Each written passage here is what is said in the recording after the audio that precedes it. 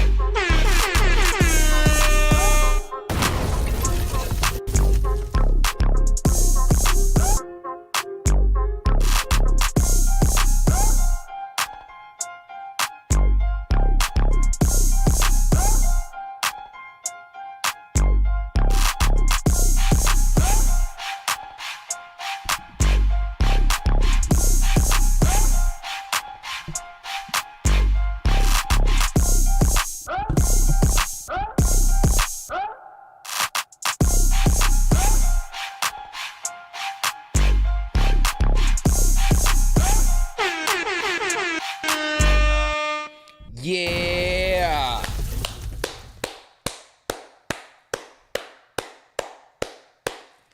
Yeah. Hold on, let me make sure we good. I think we good. How's the audio, tribe? Yeah.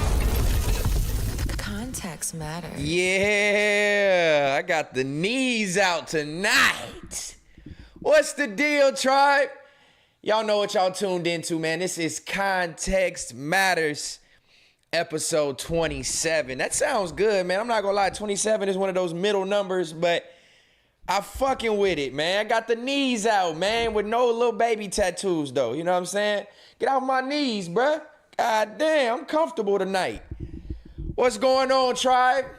As I just mentioned, welcome to episode 27 of them good Context Matters, where we cover all the matters that require context. You know what I'm saying? First and foremost, I want to shout out to all my early viewers, all my people who tapped in early on this good Thursday evening. I do appreciate your viewership.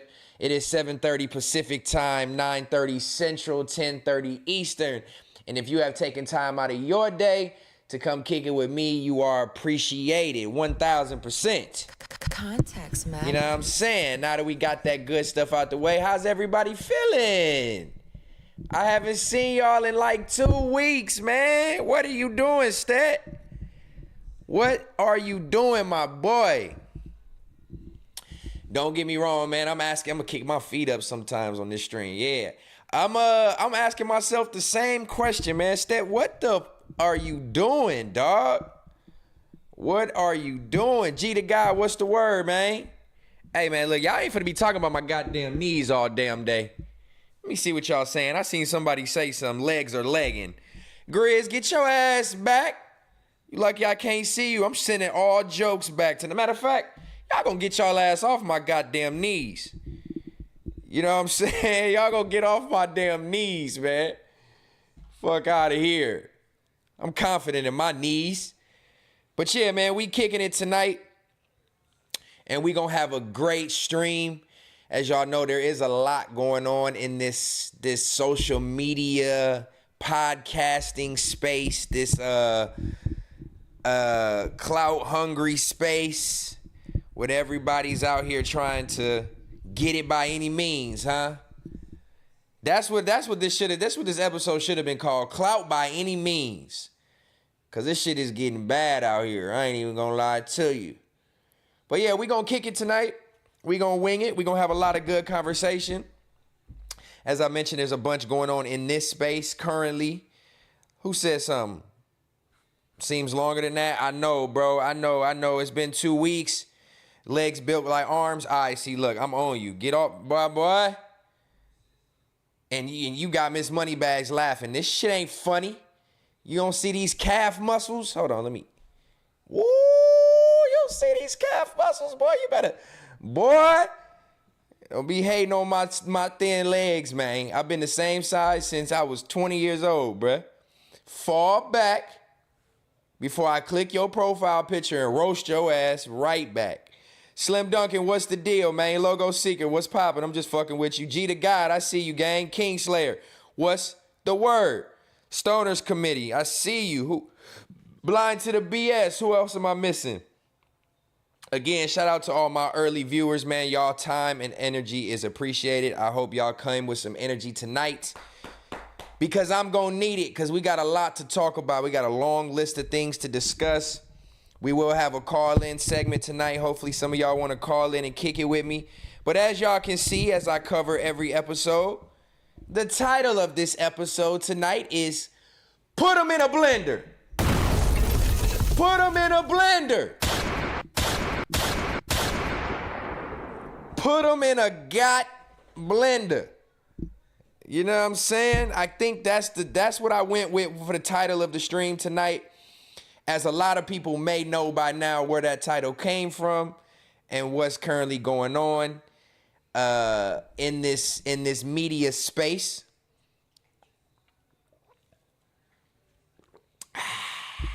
Get my shit together because we're gonna be talking a lot. So don't come over here with that icon. Move out. Yeah, the title of this episode tonight is Put 'em in a Blender. And before we get into all that, and I cover all the details of Put 'em in a Blender, y'all know where that comes from. I do got my MacWop shirt on tonight.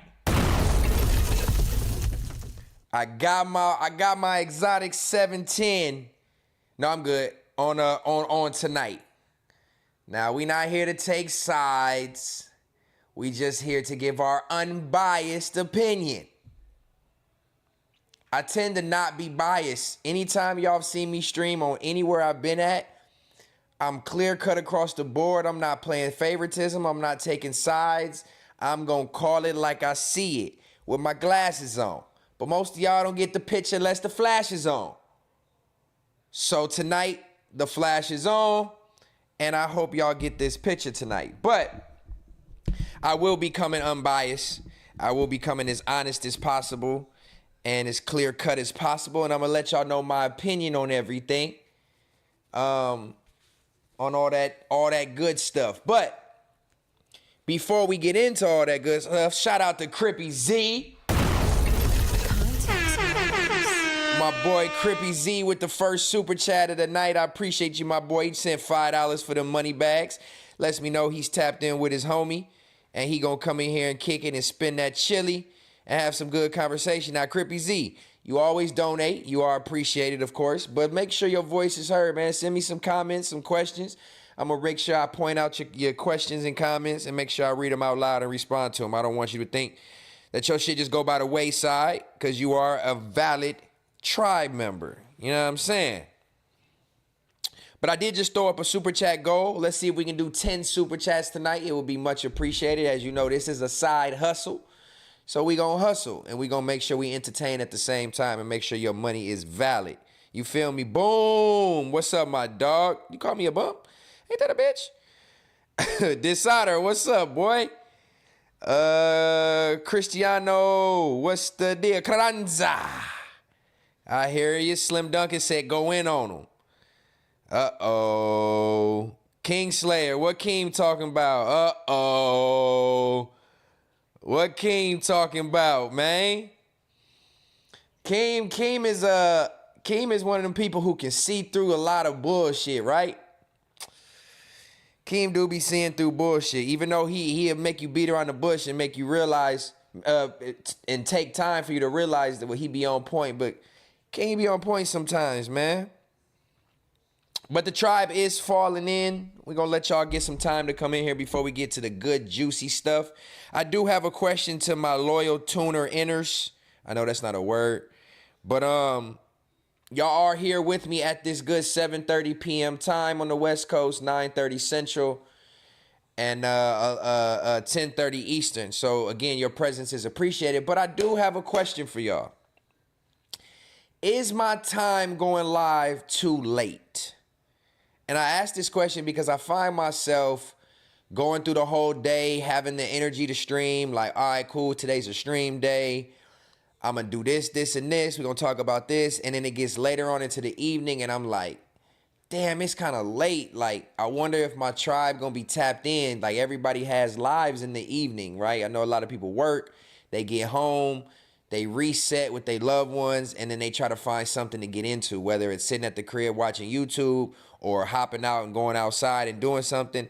I just wonder, I've been pondering on this for maybe about 2 weeks, actually low-key over the time that I've been absent. I've been pondering on my live time. Shout out to God, what's the word? I've been pondering on this live time, and I wonder if, stop before I put you downstairs with your mom. Stop, Icon. Ridiculous. You know when your kids embarrass you and you just got to yell at them in public? That's what I just had to do. You made me yell at you in front of 60 people, bruh. Golly.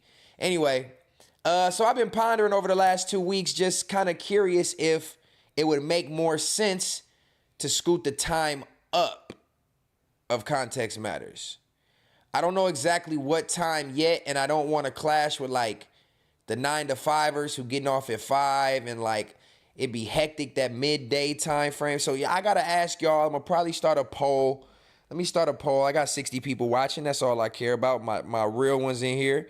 Let me engage with my audience and start a poll.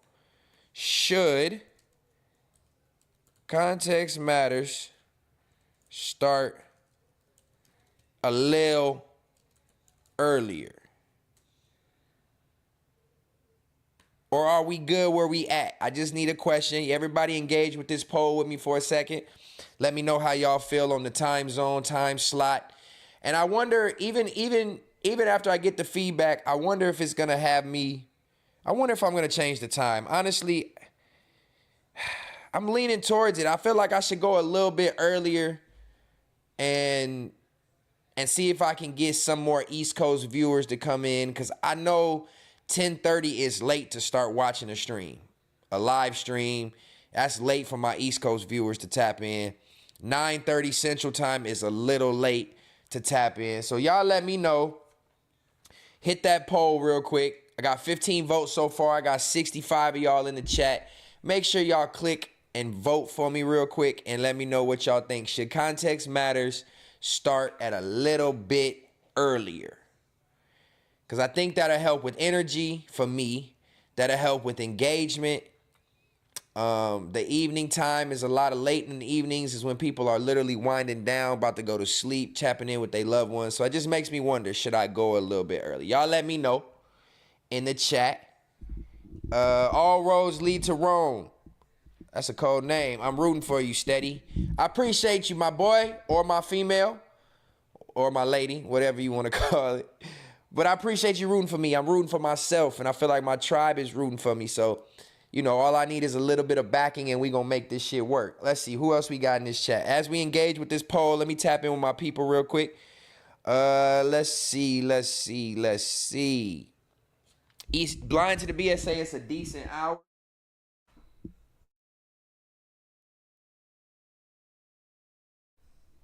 They say it's a decent hour. Let's see. Who else says something? Kilo, what's up, my boy? A little late, but I'm in this bitch. What up, chat? My boy Kilo said, what up to the tribe, man? Y'all make sure y'all tell Kilo what's the deal. He tapped in with y'all when he first popped in. King Slayer, he said, no, I live in Texas. Tapped in on my last break before I clock out. The later, the better. Okay. So we do got some people who work them second shifts or them late first shifts, or go into, he cool right now, or go into that third shift time. So shout out to everybody who is tuned in on any time that you working. Kingslayer. I'm gonna try. I might scoot it up a little bit, just a little bit, and see how it go. Maybe on Sunday I'll try a little earlier time, or maybe Sundays will be my earlier time. Thursday will be my later time. I don't know. I'm gonna figure it out. And it's gonna be with y'all help. So make sure y'all let me know. Let's see what else we got in here. Kilo said them late night streams hit different. Viral Vault. It don't matter when you start, bro. You're never gonna have as many people in here as the first week of business. Should I respond to that and get a little? Should I wait for that? Or should I respond to that? I think he's one of those people who he subscribed. Obviously, you got to be subscribed for at least 5 minutes. So I appreciate your subscription, and I appreciate you tuning in. So if you tuned in the first week of business and you tuned in on the 25th week of business, your view helps me and puts money in my pocket, you bitch. So it don't matter what my viewership is, because all my videos at the end of the episode do the same amount of views. I average between 2,000 and 2,500 views per episode, and I bet your bitch ass couldn't get 2,500 people to participate in anything that you're doing. So you sit back, and you'll be a good little viewer, and you sit back and you just watch. And that's the only response you're going to get. Everybody else, y'all be tapped in, showing love. It's different. But him, that's my response for that pussy. Go back and watch them old episodes, too, since you're so worried about him, Mr. Viral Vault. Mr. Viral Vault. Shout out to guy said Mortal Kombat 2 coming out. You checking it out, homie? Mortal Kombat 2, the movie? I like the first one. It's worth watching the second one for sure. So I might have to tap in with that. I grew up on Mortal Kombat, so as long as they don't butcher it, I'm down for it. Let's see. Who else got something? Rottweiler, what's the word, my boy? Blind to the BS say 30 minutes at most. For real, we can't change the time difference. I got you. 30 minutes at most. So instead of 7:30 Pacific, it'd be 7. I'm not going to lie. With the time change, let me tell y'all what I was thinking. I was thinking like an hour and a half earlier. Y'all tell me if I'm wrong for that. I'm thinking like 6 p.m. Pacific time, which is 8 p.m. Central, 9 p.m. East Coast. I feel like everybody's up, everybody's active, everybody's on their phone during these hours. And I don't know. I'm not really concerned too much with it being more viewers watching me, but more so my reach just being able to touch a different demographic of people and not just the later night people. So that's why I was thinking maybe like an hour and a half earlier. Y'all let me know in the poll just if I should move it up earlier or not. That's what I was thinking though. Big DL72, hope you're feeling better, bro. It's too much context out here for you to give. Thank you, man. I am feeling better. My injury is not as injuring. I'm making up all kind of words tonight. It's not as excruciating a pain. I still wake up with neck, back, and shoulder pain a little bit in this region. But it's not as debilitating as it was prior. So we are making progress. We are doing some little home therapy remedies and stretches to get better. So for everybody who's been checking on my physical health, you are appreciated. And, we're going to keep fighting through. We're going to keep pushing through. You feel me? Would you forgive? I love tapping in with my tribe at the beginning of the stream because y'all set the tone for the direction that it goes most of the time. It's been 20 minutes. I like to tap in with y'all at the beginning, as y'all know, every stream. And we're going to put them in a blender tonight. But y'all always set the tone for me. You know what I'm saying? Y'all always plug in the blender. The metaphorical blender. Y'all plug it in every night for me when we have these conversations. And I have this chat check-in. So we'll see, man. We're going to fire that blender up for sure. Since MacWa putting motherfuckers in blenders, man. The reason I say that is because Midval's Finest 801 said, would you forgive FMWWE if they apologized? Oh, man.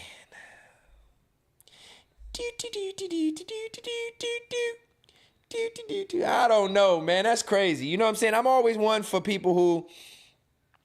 I'm always cool with people taking accountability and knowing when it's the right time to apologize. If I remember correctly, I was one of the first people, and I got flack for it when I was over there. I was one of the first people to apologize on air and take accountability for my mistakes or jumping the gun or talking out of pocket or whatever. It takes a real man to, one, apologize, but it also takes another real man to be able to accept apologies if they're genuine. Now, I'm not saying shit could be kumbaya, buddy, link up again. I feel like sometimes when you burn a bridge, there's not enough wood in the world to rebuild it, but you don't have to completely hate that bridge anymore, if I can, for the lack of a better word. So to my boy's question, Midvale's Finest, would you forgive FMW if they apologized? It depends on who. You know what I mean? It depends on who it is. Certain individuals, apology wouldn't even really matter. I could care less about it.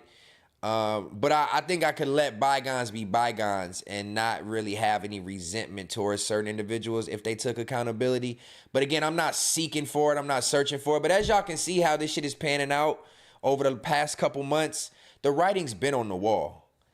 And the proof is in the pudding. And all those little cliche sayings you can say, these motherfuckers is just making an ass out of themselves over and over and over and over. And it's to the point where it's like everybody else is seeing the shit that I was calling niggas out. If y'all go back to episode 1 through 15 of Context Matters, when I was crashing out, I called all this shit out, and I called niggas out on these behaviors months ago.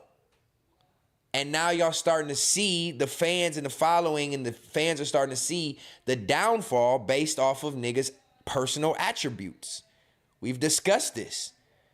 It's literally happening in front of our fucking eyes. You can read the Reddit, you can read the comments, you can read the lack of comments, you can read the drop in viewership, you can read the clout-seeking, attention-hungry tactics. You can see it all. They crashing out on each other.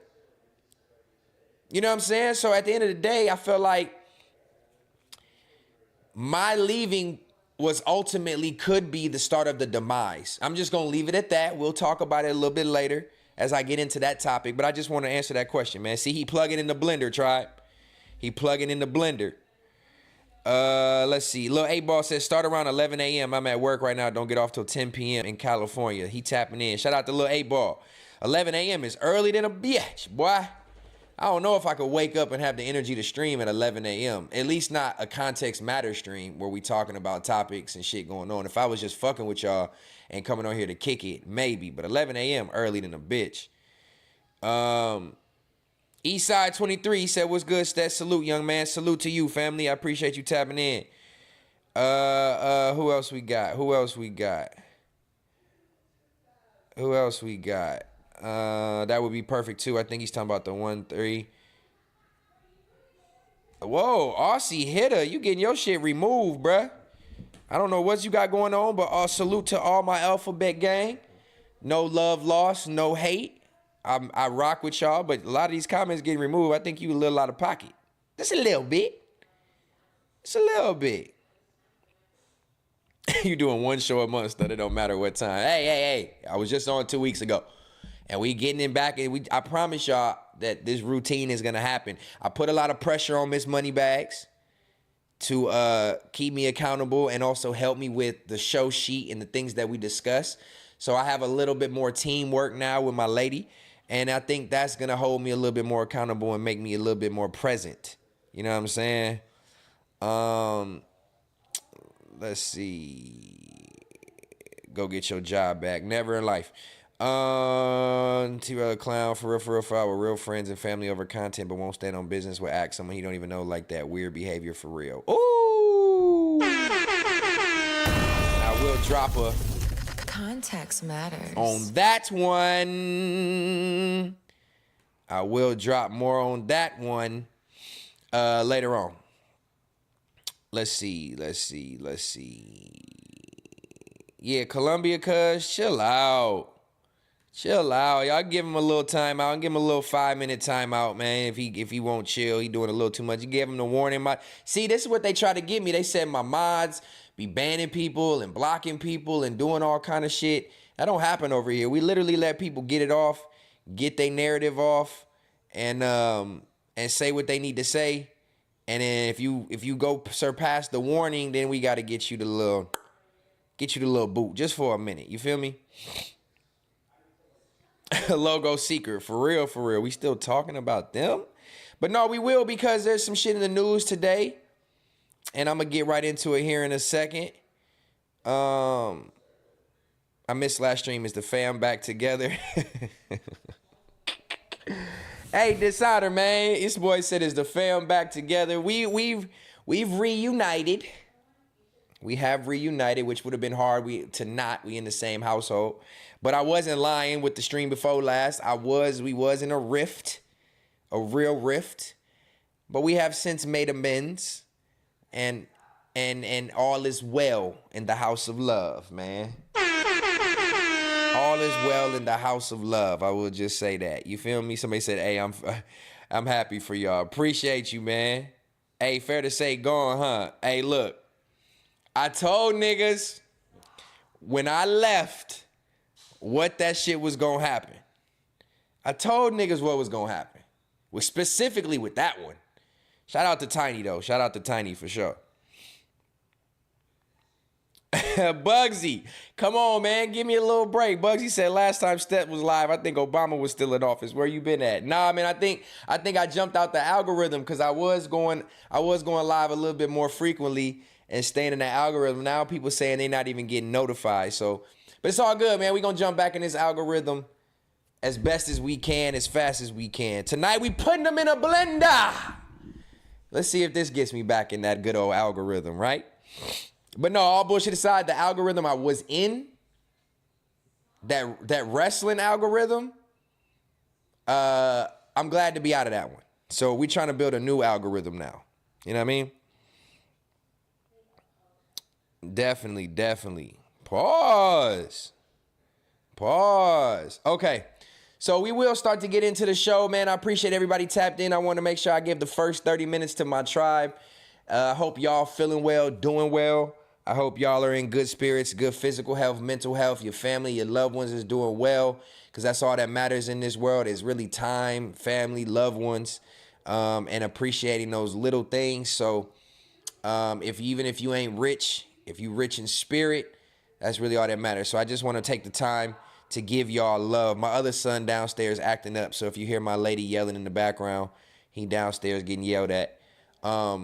But yeah, man, that's all that matters with y'all is that y'all are good and healthy and all that good stuff. Let me see what this poll says before we get into the thick of things. Man, this camera look a little blurry. Oh no, because it was on 720. That's a little better. Okay. Let's see. So I put the poll up. Should context matter start a little earlier? 52% says yes, 48% says no. That's with 60 votes. Over half of y'all, a little bit over half of y'all think we should start a little earlier. Ooh, I think I might listen to y'all. The majority rules with these 60 votes, and y'all saying it should start a little earlier. So I'm thinking we're gonna see Sunday, we're gonna kick it off and go a little earlier probably, and then we'll see how it goes. Shout out to the 100 people that just tapped in. You are appreciated, man. Your time and ear is appreciated. We got 100 people tapped in. You know, I'm going live to 100 people. Talking to 100 people. We need to talk about that too, that fat bitch. Because that downfall should be studied. That should be a Harvard class for the downfall of Humpty Dumpty Mucinex, man. I'm just saying that fall off should be studied. Like real life, we need to take an in-depth look and see how embarrassing that downfall has been. But we'll save that one for another night. We got another wrestling nigga that we got to talk about tonight. So we'll leave Fat Boy alone. You know what I'm saying? Versus 33, what's the word? Slip Duggan said, be like Craig's daddy Willie on them dogs. You Uncle Willie, son. Uh-huh. Y'all funny. 7! Hey now, say now. What's up, love? Welcome in. I appreciate you giving me your time. 7, every time you come in, it's a good time. So you are appreciated for sure. That destruction backfiring on him, G to God. See, you about to plug the blender up on this nigga. And I'm going to have to throw his meat patty built ass in a blender for real. Butcher back ass bitch. I don't even want to do it to that nigga tonight, bro. I'm gonna let his demise just be studied. I'm telling you, he's gonna be studied in history classes. The demise of that fat old fuck. It's gotta be studied. But yeah, we got 100 people in here, man. Oh shit. We can get things jumping and get things cracking, popping, all that good shit. Let's see. Let me pull up my list of things. I hope everybody is ready for a long list of topics in the news, in the podcast space, everywhere there is. I hope y'all ready for a good stream. Before we kick off the topics and the segments, I probably will be opening the phone lines tonight. As y'all can see here, we're going to bring this up, 323-36. I don't even remember the number. Damn. 323-364-3334. We'll be bringing that fair to say call-in line. I got my phone hooked up to the Bluetooth, so we're going to try that. I've never hooked the phone up to the Bluetooth to where the audio comes in clear and not holding the mic to the phone, or the phone to the mic. So we're going to try that tonight and see if some people want to call in and just pop some shit, kick it, give their opinion, whatever it is. We're going to let y'all do that tonight. Also, as y'all know, I always got to mention, I am a hustler, baby. I just want you to know. I got signs for the low and bags for show. Hey, but look, and rugs for the flow. Hey, but look, all bullshit aside, I am back working full time on my art. My physical ailment has now healed enough to where I'm not strained or in complete pain while I work. So if you need rugs, if you need signs, if you need a money bag, all you got to do is DM me, leave me a comment on YouTube where I can reach you, and let's make that order happen. All my tribe members get 20% off rugs and signs, which is a huge discount. If you get a rug or a sign that's $500, 20% off, you save $100. So now's the time to jump on that for the rest of July. All my tribe members will receive 20% off all signs and rugs. I just did a Labubu rug, which is probably going to go viral as soon as I drop the content and the pictures and all that good shit. Signs are still doing what they do. Good quality wood. Hand painted. Make sure you tap in with me and get you some art. Again, I would be remiss to not talk about my creativity. I do more than just podcasts. I'm an art maker, an arter looking ass. So yeah, tap in with me ASAP if you need any rugs, signs, or a money bag. Hell, if you need anything created, pretty much I can probably do it. I actually had somebody DM me yesterday that wanted a verse, a feature. I might have to jump back in the bag if the bag is right. I might have to jump back in the booth. You know what I'm saying? Who knows? I'm artistic and creative, so whatever you need, DM me. I'm hustling and making it do what it do, and I'll be happy to give y'all a tangible object for y'all money. Drop some super chats as well. Let me know how y'all feeling throughout the stream, and all side hustles are embraced on this side of things. You know what I'm saying? But all right, we need to get into the first topic of the night. We have been on here now for 35 minutes. We get warm up. We got 130 people tapped in. Context matters. Shout out to all my people who nosy, all my people who really rock with me, and all my people who just want me to be messy and put niggas in a blender. Shout out to my dog Mac Wop. I think he was live earlier. I didn't get a chance to tap in because I was prepping for my live. But shout out to Mac Wop. My boy is going crazy right now on the internet. Good, bad, or indifferent. All attention, all publicity is essentially good publicity. That's the way I take it. All publicity is essentially good publicity. And right now, my boy Mac Wop is everywhere. My dog Mac Wop is everywhere. He's going back and forth. Well, he ain't going back and forth, but he got Nicki Minaj, the queen. He got Nicki Minaj calling him out and saying they gonna call the FBI on my boy. Good Lord. We in What's the Word, so let's put the What the Word up there, man, so y'all know what we talking about. Mac Wop. Let me just show you. Hold on.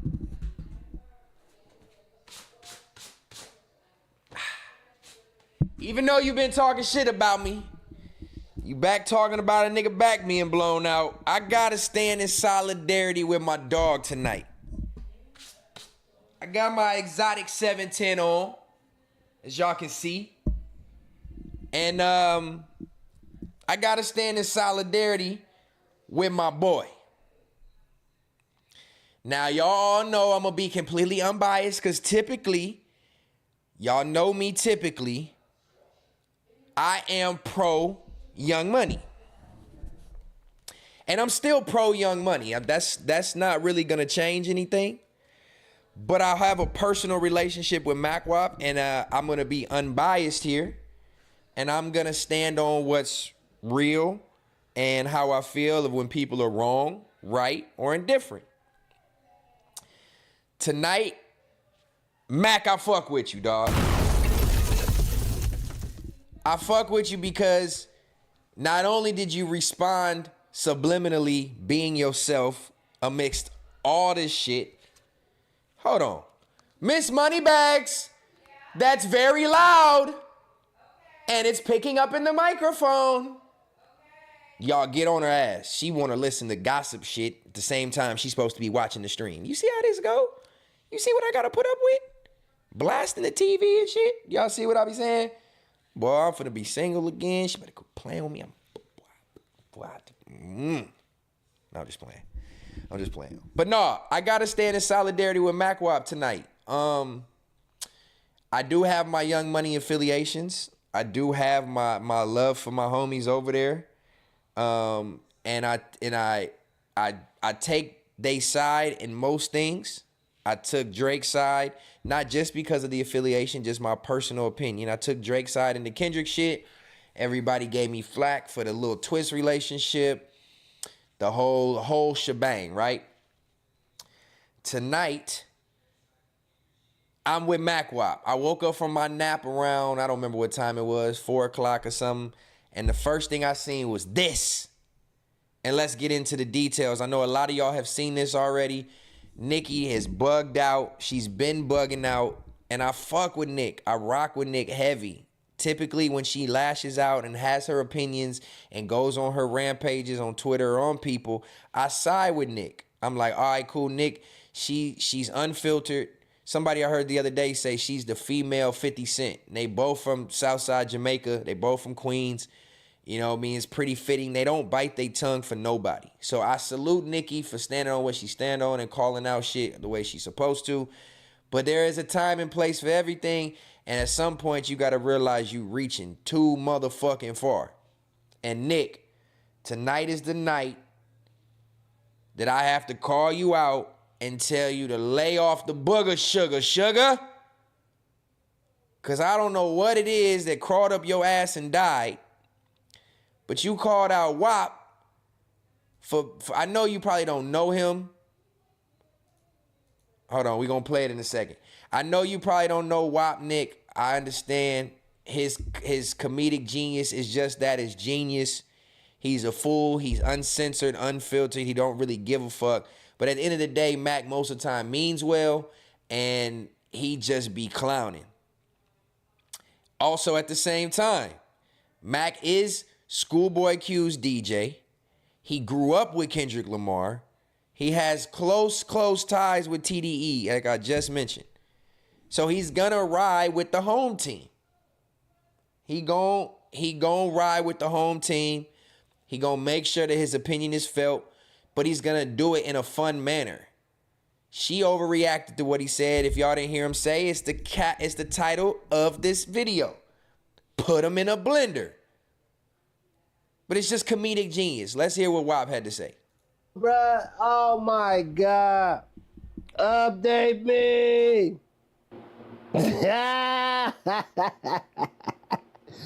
Ah, this internet shit crazy. I'm yo blue.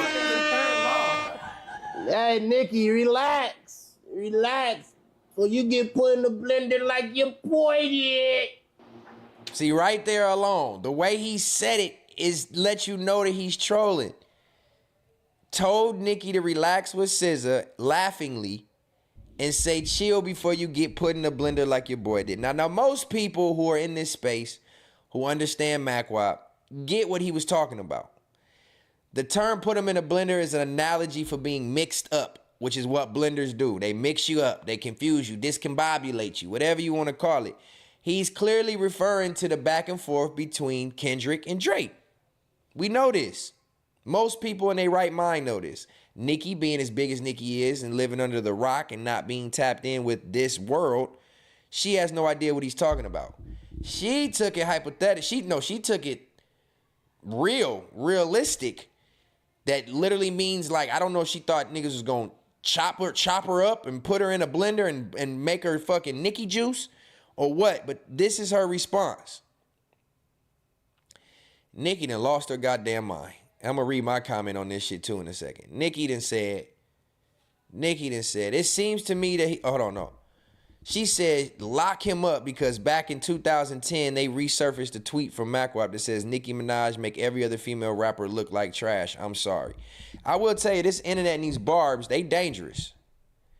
And I hope Nicki people don't see this because she follow me on Twitter. And don't kill me, Nicki, but I just got to call it like I see it. This was a reach, sweetheart. You talking about lock him up, called him a pawn. This man just publicly threatened me. I've notified the FBI and the CIA. I want this thug locked up, and I'm ready to talk about everything these people have done to me. One of her minions said, did he just admit that they used to pay other people to take lives of those who are inconvenient to them? Come on, man. Y'all hate when y'all start putting, what's the word I'm looking for? I don't know the analogy, but y'all putting extras on it. Nicki called MacWap. Hey, look, first of all, before we really detail it, Nicki got MacWap booming right now. Context matters. If we being real, MacWap is having a ball. He having the time of his life. I might have to call WAP tonight. He having a time of his life right now because he knows that there is no legal proceedings that can occur from this. That wasn't a threat. That's not a threat to say don't get put in a blender like your boy. Did Drake get put in a real a physical blender and be chopped up into pieces and be his life being threatened and harmed? No. He means a back and forth internet, social media, audio, music on wax beef. Don't get put in that blender. Now, I still feel like how I feel about Drake and him not necessarily losing the battle, more so losing the war. You know what I mean? By not having the bigger record in the beef. But that still don't take away from the fact that I understand what MacWap was saying. Kendrick had Drake and his fans in a blender. They was being spun around and confused and losing fans and gaining fans, and it had a whole bunch of traction behind it. So we know hypothetically what he meant. Nicki, you reaching. She added MacWap, which is even crazier. You would think that Nicki would be smart enough to not engage with him or at least tag him.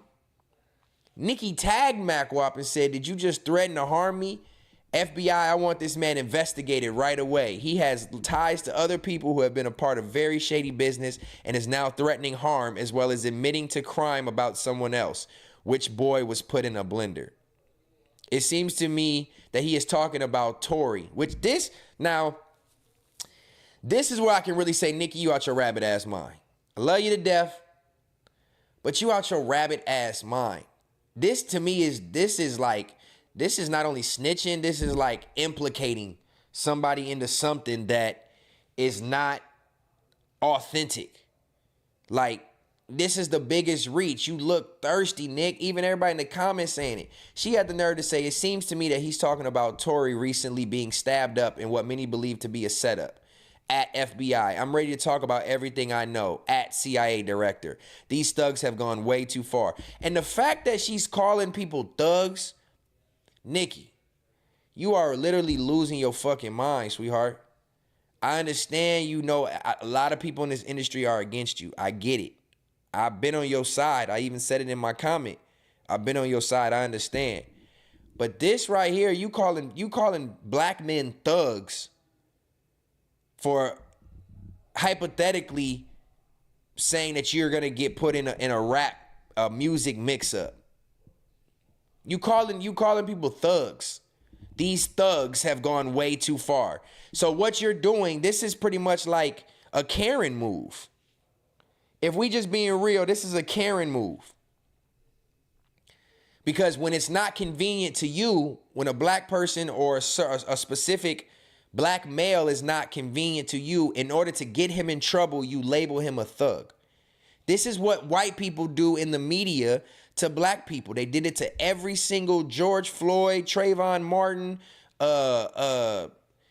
There's been so many of these wrongful deaths of these young black males in America. I can't think of all the names, but they've been doing this. They've been calling them thugs.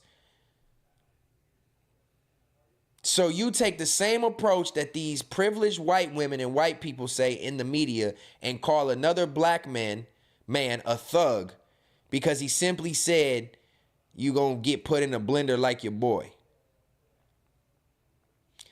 I don't like this, Nikki. I'm not even gonna lie. I do not like this. These thugs have gone. Honestly, to me, that might be low-key the worst thing that she's done in this whole thing. You can tag FBI, you can tag CIA director, but to go out on that fucking cliff and call a black man a thug when your husband is technically the definition of a thug and not somebody who is doing positive in the media space or who's showcasing positive things.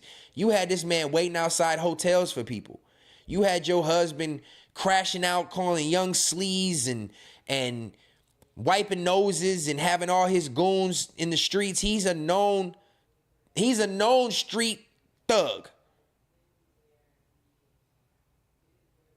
Instead, you choose to use the word thug for somebody who simply spoke up against you to make the white people at the FBI and CIA deem MacWop as a threat. You for sure out of pocket for that thug word. Like, I didn't really have this recollection of the whole situation until right now. That's why I call this therapy with y'all, because when I talk out loud or talk to myself or talk to these cameras, I start to realize shit. And to me,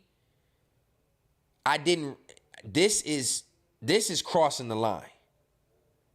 This is crossing the line. These thugs have gone way too far. So now she's grouping people together that have no affiliation with each other or any correlation. MacWop ain't got no ill will towards you, Nikki. All he's doing is taking up for SZA. His label mate, his homie's homegirl, his sis, whatever, didn't threaten you physically with harm. But for you to go out on a limb and call this man a thug, they have now began public threats due to their leaders being above the law. On top of the thug thing, you bring in and try to implicate him in Tory being stabbed in prison? Am I reading this correctly, y'all? It seems to me that he's talking about Tory recently being stabbed. It seems to me. So you are now having an assumption of attempted murder, and then your assumption is to blame it on MacWop and his affiliates because he said you would be put in a blender like your boy. So you think he tied you and Tory together, and then being stabbed is the definition of being put in a blender? Nikki, come on, love. You need to stay focused on who you need to focus on. You are reaching on a ridiculous limb right now. And then she added him again. I don't think I clicked this slide.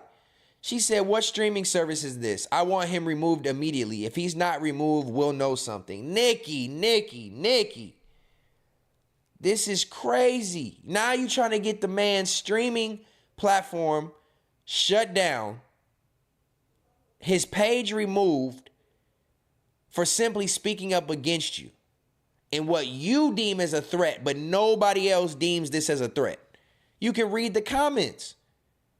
If he's not removed, we'll know something. She's trying to play this game. This is fucking digital manipulation. This is digital manipulation. That she's really doing this. MacWop of TDE reacts to the recent online clash between Nicki and SZA. Nicki, relax. Relax before you get put in the blender like your boy did. Who is her boy that got physically harmed that MacWop could be referring to? She just reaching. She reaching too hard.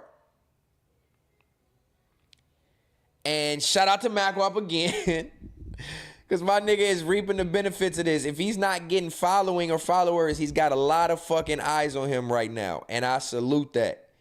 Any publicity is good publicity unless you doing pedophilia activities or raping people or doing all the shit that y'all know I'm against.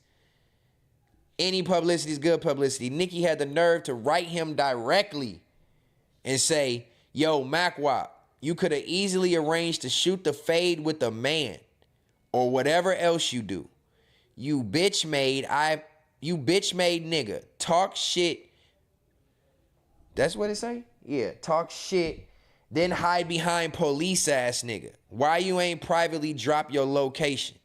Bitch, I want this man locked up before I feel safe to leave my home to work. Nicki! What the fuck are you talking about? What the fuck is Nicki talking about, y'all? I swear this is not a hate Nicki train. I'm not trying to do that. I've said this once at the beginning of this. I said it in the middle. I'm going to say it towards the end. Nicki, I fuck with you. But this looks so bad.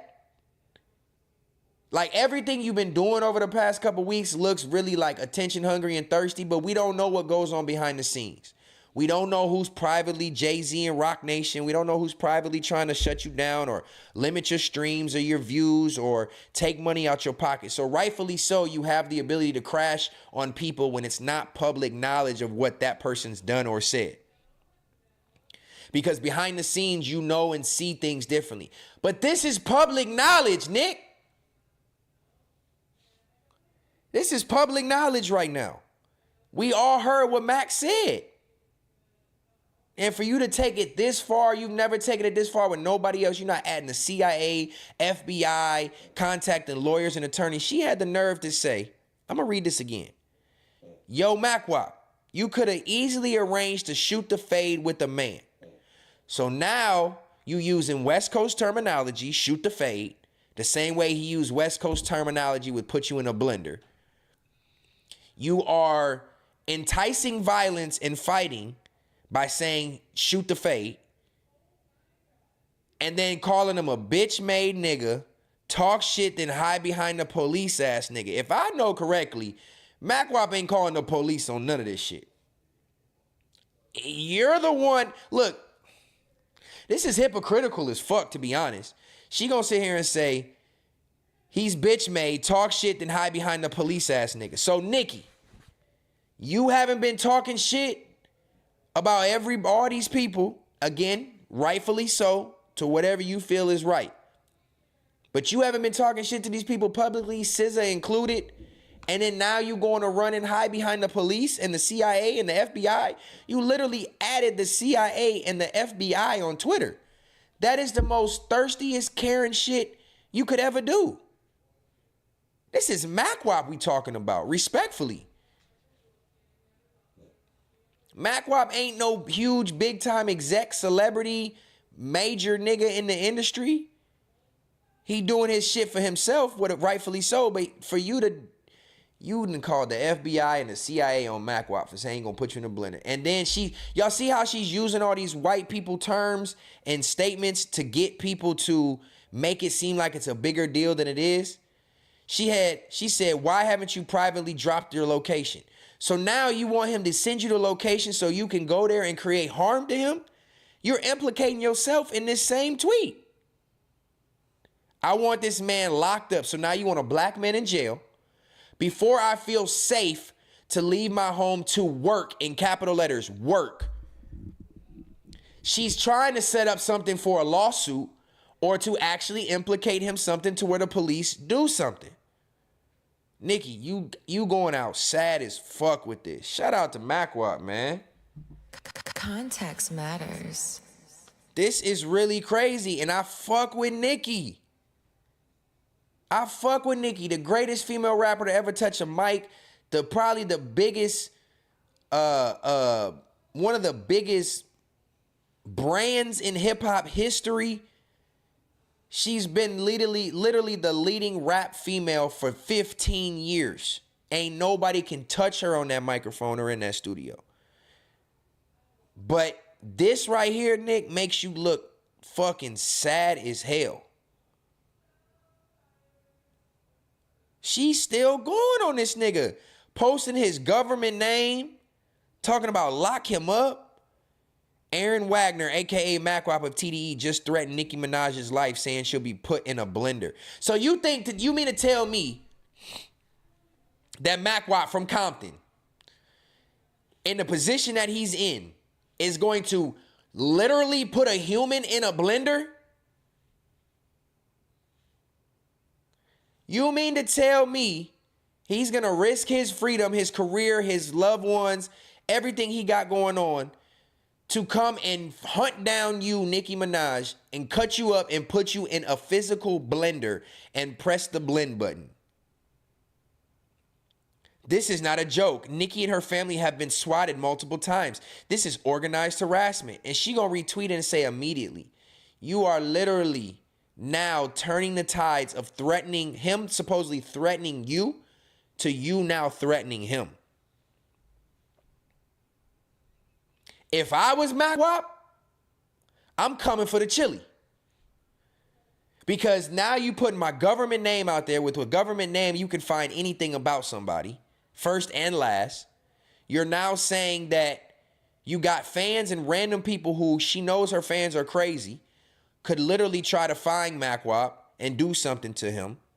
You're trying to suspend his YouTube and his Twitch account so that he can't stream and make an income for his family. You are now putting the CIA and FBI to look at him and research him. I'll be suing. I'm not gonna lie, I'll be suing. All for him specifically verbally standing up for his label mate and laughing about it. We're gonna go back and play it again one more time. She contacted a rep, Anna Pauline Luna. Please text my cell. I will forward this to law enforcement immediately. Threats of violence and assassination should be taken very seriously. Hope you're okay. We'll talk soon, Nikki. Dog, this is the most ridiculous shit that I think Nikki has ever done. Let's hear what MacWap said again. Yo, what's going on, bruh? Oh my God. Update me. So this is what she's saying is an assassination attempt.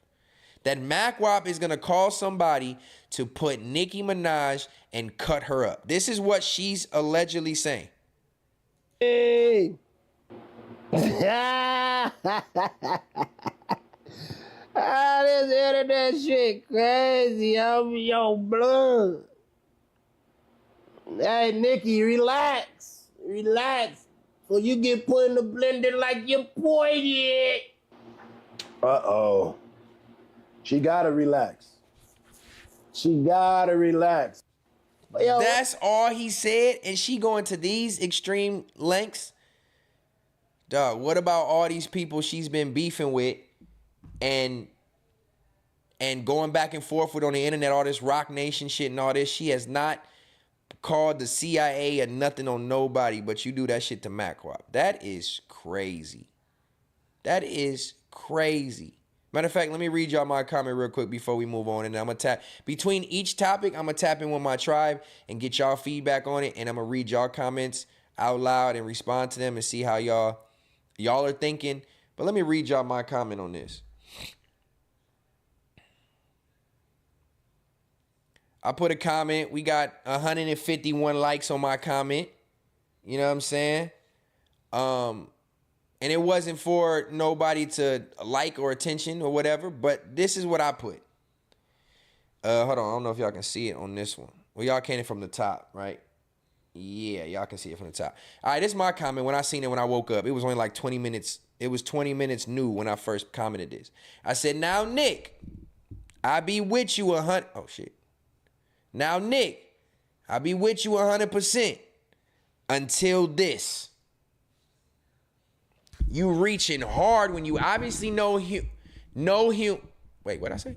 You reaching hard when you obviously know no human was put in an actual blender. Shaking my head. Come on now. This is obviously a West Coast term used when someone gets mixed up. Mac is clearly talking about Drake versus Kendrick, a music beef on wax. He's saying relax before another beef ensues between a TDE affiliate and a Young Money affiliate, resulting in a loss and a career hit. All this threat and FBI talk is ridiculous. You should really focus your energy on something or someone that is an actual threat, because this ain't it, and you hella out of pocket for insinuating Mac should be investigated or locked up for laughing about your back and forth with SZA. That's how I feel about it. That's how I feel about it. I don't think this is literally black and white. I don't think there's no gray area with this. Everybody in the comments is saying the same thing. He was referencing Drake and Kendrick. She thought about Tory Lanez. She's snorting that pure uncut. Drake files a lawsuit. Nicki calls her congresswoman in the feds. Got all that mouth bullying people. Now you want to call the police. He didn't threaten her. He meant putting a blender, as in how Kendrick did Drake, meaning going back and forth in the music. Snitchy Minaj. Didn't your husband threaten Offset? Her and Drake have the same tactics. Literally nobody is on Nicki's side with this, y'all. And this is scary, because it's like, Nick, you too big of a superstar to react like a Karen. She called Macwop a thug, y'all. I'm tired of these thugs. This thug needs to be locked up. This thug needs to be locked up.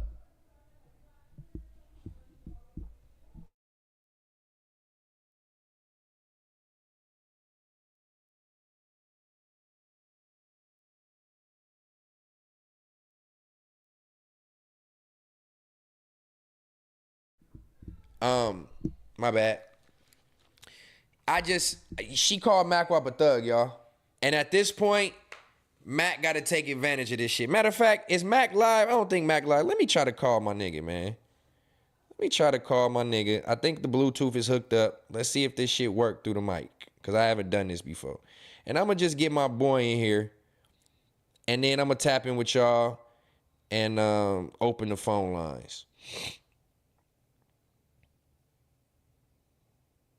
Oh, this shit tight. It's gonna work. Oh, it's working through this motherfucker. You better answer, you ugly lesbian. Yo. What's up? What's happening, Playboy? I'm on live right now, man, just so you know. I'm live too, just so you know. Just so you know. Okay. Hey, look, man, I just wanted to man, get your voice on the stream real quick, dog. I just went over 30 minutes talking about this shit, man. You a hot topic right now, my boy. How you feeling? Yeah. I'm feeling cool, man. I'm just happy I'm safe. Right. People are weaponizing, sending the FBI and all yes. this craziness. You are being threatened. You are being highly threatened, my boy. And I just wanted to make sure that they got your government name out here. They attaching you to shit that's not authentic and accurate. I just want to make sure that you good. No, for real, I'm good, bro. And I'm just happy that you calling, because you are a Young Money nigga. So it's like, what are we gonna do? What are we gonna do real quick, you and your viewers? Let me tell you real quick what my opinion was. I wore my exotic 710 shirt on my stream tonight to show my solidarity. Let me just start off with that. I said my piece about my YM people, my family, how I normally take sides, but I'm always gonna keep it a buck. And Nicki done lost her motherfucking marbles. Yeah. Nicki done lost her motherfucking marbles, dog. And I'm just letting you know, I talked to all my people about it, and she calling you a thug. She trying to get you a thug, nigga. She pulled a Karen move on you. Same thing. You saying the same thing. I played Maybe I'm a Thug by Trick Daddy just for her, bro. Dog, she called you a thug. She's trying to weaponize the word thug like a white woman in the media these days. See, shout out. I knew I wasn't tripping, Stet. And like to hear you say this, I know you're a like-minded individual, and you feel me. So I knew I wasn't tripping, bro. I thought I was reaching at first. No, you wasn't reaching at all, my boy. You literally just doing you, having fun, using analogies, not physical harm being threatened. Nobody is actually looking at it like nobody's gonna cause physical harm. I feel like a lot of people are on your side with this. I feel like she can't even rally her troops behind this cat bullshit. So I just had to, I just wanted to call, first of all, to make sure you was good, because I was talking about it on live, and just to get your opinion and let my people hear your voice on the matter, man. But it's good to know you doing all right. Hell yeah, man, for real though, bro. Money bags in the chat, man. Man, money bags in the chat. But yeah, how you feel about all the attention though? You big time. Like I was telling them too, like all publicity is good publicity unless you doing weirdo activities, pedophilia and rape and all that weird shit. But all publicity is good publicity, man. How you feeling with all the looks? Oh, for me, Stet, honestly, it's not my first time having a creepy bitch stalking my Twitters and shit like that. So it's like this type of tension. I'm happy to be here, but I just didn't want it to be Nikki stalking me like this. Like, oh my God. Yeah, that's a lot. She done added you on there. She calling you out your name, saying she should have dropped the location. So technically, I was telling them, like, she thought you threatened her, but in all reality, she's threatening you. No, for sure. For sure. She telling you drop the location, you want to shoot the fade, calling you a bitch, saying you hide behind the police when she's the one atting the FBI. I don't understand it. That's what I'm saying. I'm lost as everybody else, and I'm fearing. I'm starting to fear for my life. Actually, you should, bro. You should fear for your life. She's a very powerful individual. She's connected. Her people that she's around and her husband, they're connected, bro. So I would just make sure that you take the right course of action, protect yourself, and reach out to the people you need to make sure that you are protected, my friend. And that's why I'm speaking to you. You YM, so you can make sure everything is good. I don't know how far my reach extends over there. That's why part of the reason why, regardless of my affiliations, I gotta keep it real where I keep it real. And I'm a lot closer to you than some of them. And, relationships a little bit stronger anyway. So I'm gonna call a spade, but at the same time, I'm gonna side with what's right. And in this situation, she done lost her motherfucking mind, dog. That's right, man. Appreciate that shit, fool. At least I know I got niggas in my corner, bro. This is dark times right now. Really. Yeah. Hold your head, bro. Don't let it get to you, man. She trying to get you kicked off the internet. She's threatening your job and your income now. My income, bro. It's crazy, man. A black woman doing it to a black man. Oh my God. Calling you a thug. She trying to weaponize your skin color in the media and to the CIA, bro. That's crazy. That's crazy. Shout out Malcolm X. I'm starting to relate.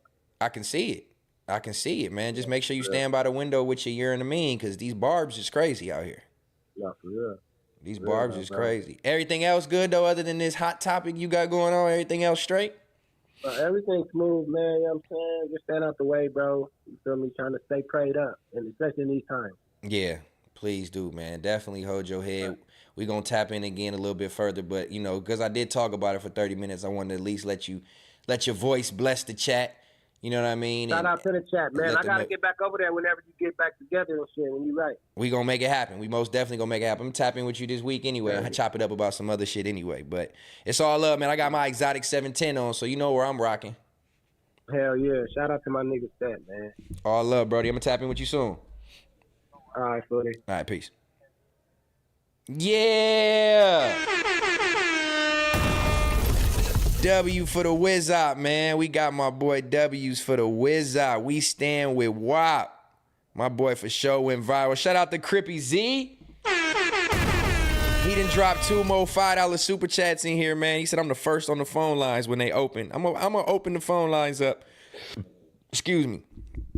I'm gonna open the phone lines up here in a minute after this next topic, because this is probably gonna open up for more conversation on this topic. Yeah, Mac Wap in the chat. He live too. He took a step away to come show love to the tribe. Mac been one of the people who've held me down and supported me, even in jest, but in all reality, he definitely support me in everything I got going on. So shout out to Mac Wap for taking his time to talk to your boy and come holler at the tribe one time, man. But yeah, man, we gonna keep on this topic of the title of this stream, which is put them in a blender. Context I had to make sure I did matters. MacWop's tone for that. Put them in a blender. So yeah, man, we gotta watch, man. People are taking too many things literal nowadays. Sometimes I gotta watch what I say now, to be honest. Before I get into this topic, that made me realize that I gotta watch what I say because these niggas be intimidated. You know what I'm saying? Let's go into the next, what I would deem a hot topic, but technically it's still what's the word? Hot topics, let's talk about it. What's the word? So as y'all know, over this past week, we've seen a couple people take vacations. We've seen a couple people wave a white flag. We've seen a couple people turn into groupies. We've seen a couple people tuck their tail. And to me, it's very telling. Because this is the shit that I've been calling out for a long time now. A long time now. Hypocritical behavior, weirdo behavior, groupie behavior, clout chasing behavior. We just seen it. Let me give y'all a taste of what we talking about. So, and no pun intended on the taste. But we gon' let me give y'all a taste real quick of what I'm talking about. This is pretty funny, to be honest with y'all. Funny to me, at least. But in the news, which is what's the word is. In the news, we have DJ Academics in Turks and Caicos. And he runs into two individuals who had a lot of energy for him. A lot of allegations, a lot of threats, a lot of implications, a lot of harsh words for this individual. And Academics runs into those individuals on vacation. And we can see here that the energy is much different than what we see on this internet. So as I've been telling y'all now for 6 months, these niggas are not really like that. They not like that. This is someone who has no lifelong, long-term relationship with. And niggas tuck their tail and become fucking VIP groupies. Let me let it play.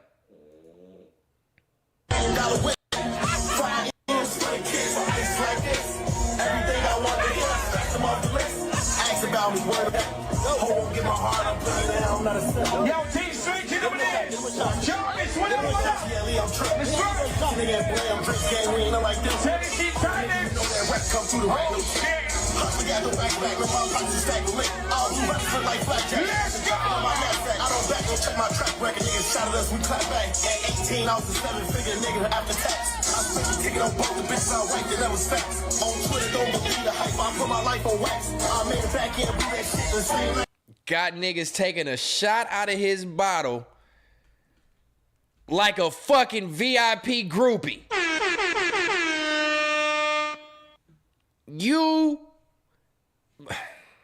Should I start the blender up or should I just pour the ingredients in? Let me just pour the ingredients in. So you have a lot of choice words for an individual. Threats, physical threats. I'm so glad that Act didn't indulge in the back and forth because clearly these motherfuckers was just saying shit for clout and don't stand on nothing they say. We are literally seeing day by day how pathetic these individuals are. Pathetic is the word is the best word I can use. Not only do we see Academics standing on a couch in his section in the club. Now you see two little roaches at his feet, cheering in the camera, smiling, throwing up gang signs, tucking tail, not keeping none of the same energy that everybody swear these motherfuckers really got in real life.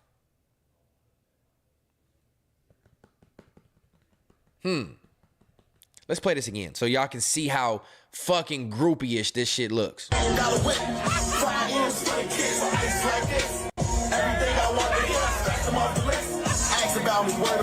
And let me guess, he responded and said that he was trolling and this was all a play. Nigga, you look stupid as fuck. This is literally being the definition of being marked out. I don't ever want to hear nobody from that space use the word marked out ever again unless you talk about this situation. You niggas is filming each other. And to be honest, Ak is doing the same thing, but essentially he has more of a right to do it because he didn't start the issue. He didn't call these niggas out. They called him out. He simply responded. So it's easy for him to be like, oh, these niggas is goofballs. I won this war. Look, he turned the camera on him, turned the camera back. He ain't doing no laughing. No laughing. Straight face. Hey, get this little minion a fucking shot of my liquor. Because he's standing in the club and ain't got no section. He's standing at my feet. Get this little sucker ass nigga a shot of my liquor. Here you go. Hey, give him a shot so I can film it and make him look even more like a bitch. But you supposed to be a nigga out here. Look at you. Look at you. You got you and your girl looking pathetic. Pathetic. Let's go! I can't believe this shit really happened. Oh my God, look, I'm not sitting here saying nobody should be an advocate for violence or none of that. You on vacation, cool. Energy is not the same. Even if you ain't running up and running down on a nigga on vacation, you not in his fucking bottle, in his section sucking his bottles. That nigga got his meat on your fucking shoulder and you bouncing around after just having a back and forth that you was so adamant on him being a pedophile. So now you drinking a pedophile's liquor bottle. And this is just allegedly. I'm not saying that that's what Ak is, but this is what you called academics. Had all these choice words for him. Heather had all these fucking opinions on academics, and you in there sucking his bottle. You niggas don't stand on nothing real. And I'm glad this shit is coming to light because we're starting to really see how fucking phony and fake these motherfuckers are. They do anything to tag along to somebody famous. They're both fucking tag-alongs. T-Rail is a tag-along to Tiger. You did have your claim to fame had nothing to do with you. You are a tag-along. You didn't have no career during that. You weren't pursuing nothing. You wasn't doing shit. You was just tagging along to another nigga. Heather, the same thing. No nothing going on. You just tagging along. Well, that's actually a little different. She did have her own business. But you tagging along to Kylie Jenner. Anybody that's deemed clout worthy, I've seen it happen. And fucking real time. I've heard these conversations happen in real time. Shit, they booming. We gonna do this, and this. Anybody who has some clout or some attention, these niggas is tagging along to. And now academics being bigger than them, after a back and forth, you sucking this nigga dick. Look at this nigga. You sucking this nigga's bottle at his feet in the section, smoking his hookah. Come on, man. You niggas don't stand on it. My nigga. My nigga. So now he your nigga? I'm confused. I'm confused, tribe. I'm confused. I don't want to hear nobody say this is all just content. It's all just content. We was saying, no, motherfucker. There's truth in all those details. All them fucking posts and streams y'all did trying to get provoke Act to respond. He gave y'all a couple minutes. Y'all talked about this nigga for weeks. You had AD going against him. You had to get everybody on the phone to go against him, tag up against him to see if he was going to respond to you because you niggas wanted clout, because that fall off should be studied. And now you go and tuck tail in this nigga's face because you know you're going to get packed out. He probably got bodyguards, security, whatever the case may be. You don't keep that same energy. You niggas is frauds. Frauds. You know what I'm saying? You kissing and hugging, making up with a nigga you don't even know, and all for the sake of content. All for the sake of content, you kissing and hugging on stage. Like that what Kendrick said? You supposed to be Mr. TDE representative. Your homie is a TDE mascot. And you, Mr. I speak up for everybody in TDE when they don't even fuck with you. And now you co-signing and going along with the nigga who is called SZA out her name, then called you out your name, then called your girl out her name. And now you in the section sucking his bottle. Nigga, Keem, Macwop, none of them niggas is finna go piece up with academics like that. And you took a whole week of content with this nigga. You took a whole week of content on this nigga to get him to respond to you and calling him a pedo, saying all kind of crazy shit about this nigga, bringing up old videos of him talking to the kid on the game stream Fortnite. You did all kind of goofy shit to just go somewhere, see him, and smile, laugh in this nigga's face. Nigga, the Apollo niggas would never. Because they really TDE, not no fucking tag-along ass nigga like you. That shit is pathetic, man. That's not my stance right there. I'm just talking about the real shit. Nigga, go get right with your brother. Go, you don't even got to get right with Stet. You know what I'm saying? Nah, get right with Stet, man. I wonder why. I wonder why he wouldn't care to try to get it right with me. Maybe because the whole time he was praying to get me away from Heather? Maybe after some time he started trying to put two and two together and was like, I don't know if I like this relationship, this friendship. Let me keep it going. Like, if it's all, that's not my stance right there. I'm just talking about the real shit. Nigga, go get right with your brother. Facts. Go, you don't even got to get right with Stet.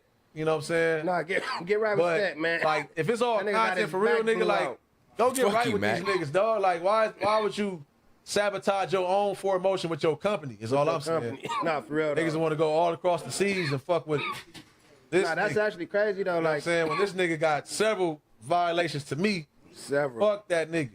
See? Several, I think he talking about Act. Act, guys, you want to go all overseas and be kicking it in academics' face with all the allegations that's on him, allegedly, and the shit that y'all put on him, you all in this nigga face being buddy-buddy. But your own brother, y'all fall out over the dumbest shit with your own fucking blood. What does that tell y'all about a nigga, y'all? I'm just holding the mirror up like I'm good for doing. I'm good for holding the mirror up on a nigga. What is this showing y'all? This, like, I've seen the Reddit comments. I've seen the post comments. I see how people are starting to really see how fucking weirdo that this group of individuals is. Niggas is real life weirdos out here. Do anything for clout or attention. But the real loved ones, the ones that had they back, the ones that was carrying pistols for these niggas, the ones that was pulling up ready for whatever with these niggas, the ones who had business with these niggas, the ones who broke bread and been around family with these niggas, you turn the blind eye and act like it's deeper than content. But you do all this shit with Act and get right back in his face. Do all this shit with Adam and go right back to following this nigga on Instagram. I feel like the people are really starting to finally see what it took me years to see as well. Y'all not wrong. I feel like they really starting to see and how this fall off is really gonna keep falling off. This shit is like a fucking bungee dive. Meow. Boing. Come back up for a second, do a little interview, do something. Meow. Boom, boom. Nigga, this shit is bad out here. And I don't care. I don't have the success they have. I'm not acclaimed the way they've acclaimed. So you can't compare no type of fall offs with me. My physical injury and being out here solo, you got a whole conglomerate, and the fall off needs to be studied. Because people are starting to see through it. Y'all don't say nothing every fucking stream, every fucking episode. Niggas don't say shit. Y'all don't bring no substance, no real talk, no nothing. Just a bunch of fucking catch slogans, and that's all I'm trying to tell yous. Then you got Heather sitting there, and ain't nobody wanted her around for years trying to contribute absolutely nothing. And y'all just sitting around trying to like think y'all big time and then got exposed for making $7,500 a month. Truth is in the details. Context always matters is all I'm trying to tell you. But I get it. He cracking. He the dog. You know what I'm saying? He the nigga. If he wasn't the nigga, I don't think this would even be a thing. It wouldn't be a thing. So, it wouldn't be a thing because he's clout hugging, nut hugging. It's a thing because academics is a nigga out here. So what you trying to do is save face. They probably had a conversation in private, yelling in each other's ear, spitting in each other's ear like, nah, nigga, you know what I'm saying? I was just doing that shit for content, my nigga. I really do fuck with you, my nigga. I can hear it right now. Fraud, fake ass shit. Oh, my nigga, I really fuck with you, bro. I was just trying to get you to respond. I was just trying to get you to crash out, crash back. We can go viral, you know what I'm saying? Nigga trying to save face. And you look like a fucking groupie. Call Stet, man. Go call Stet, bro. He got his back blown out. Mac and... Man, look. I'm not going to speak for Mac. But that Mac and T-Rail relationship is not fucking real. That shit is... When niggas say streamer friends, that's real life streamer friends. This may be just my opinion looking in. This may just be me knowing one person and knowing the other and then seeing how they interact and then seeing when they don't interact.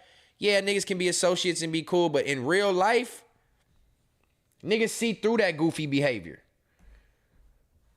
Why you think them niggas over there at TDE really don't fuck with the nigga, bruh? Like, come on, man. Weirdo behavior gets seen from a mile away. It just sucks that I was blinded to it for a minute. You know what I'm saying? It's just weird as fuck to me. Check on that nigga. Kim sciatica messed up. Step back blew out. Call that nigga. Homie, y'all motorboating with Act. Go call Step. Motorboating with Act is funny. No, don't call me, man. Don't call me. Ain't nothing to call me about. You know what I'm saying? Especially if it's forced and there's no accountability to be taken. You know what I'm saying? I don't want no fake love. I don't want no fake love around me, contacting me, none of that. I don't want it. I don't need it. I don't want it. And lastly, stop, boy. Lastly, before I hop into the chat again, make sure y'all drop me y'all comments because y'all know I'm gonna scroll back and read through them and see what y'all was saying on this topic. But lastly, I want y'all to see how I just hold the mirror, and I don't mind giving my time to it because it's not really like a crash out on my behavior. I'm just calling it like I see it with my glasses on, but most of y'all don't get the picture unless the flash is on. So let me put the flash on these niggas like I've been doing, and when I do it, y'all be seeing what I'm saying. We are really about to see in real time, if y'all didn't catch it, I was scrolling through Reddit today when I was putting together my show sheet. And I was scrolling through Reddit, and I missed Reddit for the last 3 weeks maybe. So I was scrolling for a minute and just seeing different clips. And I seen a clip today that I wanted to bring to the forefront. I think it just happened. Shame on You went on, and we seen the fakeness in real time. In real time, we seen a nigga being fake with his supposed friends, comrades, shitting on him, hating on him like he's better than them, when he literally was a tag-along for 15 years of his career. He's still a tag-along to his girl. So, like, real talk, if BOF was just you, you wouldn't be shit. So to me, it's like, we're about to see in real time who the fuck is fraud and how niggas really feel about their friends. This is just proof that when something happens that a nigga don't like, oh shit.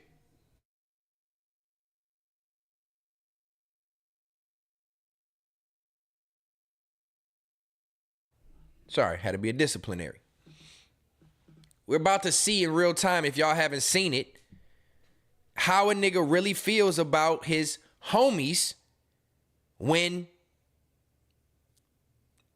somebody don't agree with him or he's the butt of the jokes. Truth always comes out in all jokes, all satire, all everything. Truth will always show. Listen to this truth show, bro. This was low-key disgusting. I'm not gonna play the whole clip, but this shit was low-key disgusting to me, y'all. Because when you're being attacked, you try to deflect and attack the closest ones to you for the sake of content or jokes. The same fucking thing you did with me, the same thing you do with anybody.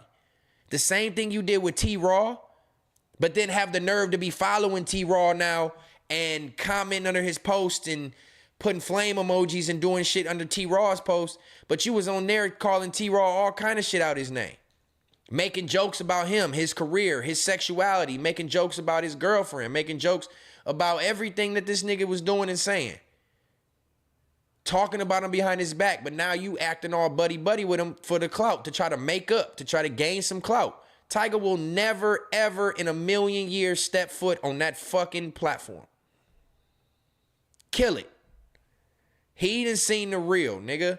You throw your niggas under the bus when you don't want the attention on you. Listen to this shit. Who been on TMZ more? Wait, who been on TMZ more? You niggas is average compared to what I'm thinking. Who been on TMZ? Right when the clip starts, I had to pause it. Y'all know I like to commentate as we go. But right as the clip starts, my nigga gonna say, you niggas is average in comparison to me. What? What? Everybody on this couch besides the crackhead on the end has had something for themselves without being a tag along in their life. And were substantially successful at it. What can you say you did?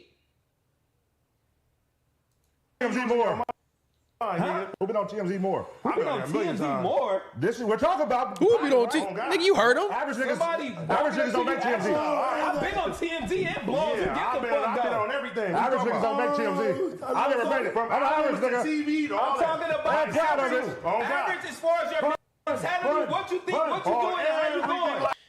Average as far as your mentality, what you think, and what you doing. This nigga really this is what I'm talking about, y'all. This nigga real life just sat here and tried to downplay and diminish his homies for the sake of to make him look better. Called these niggas average.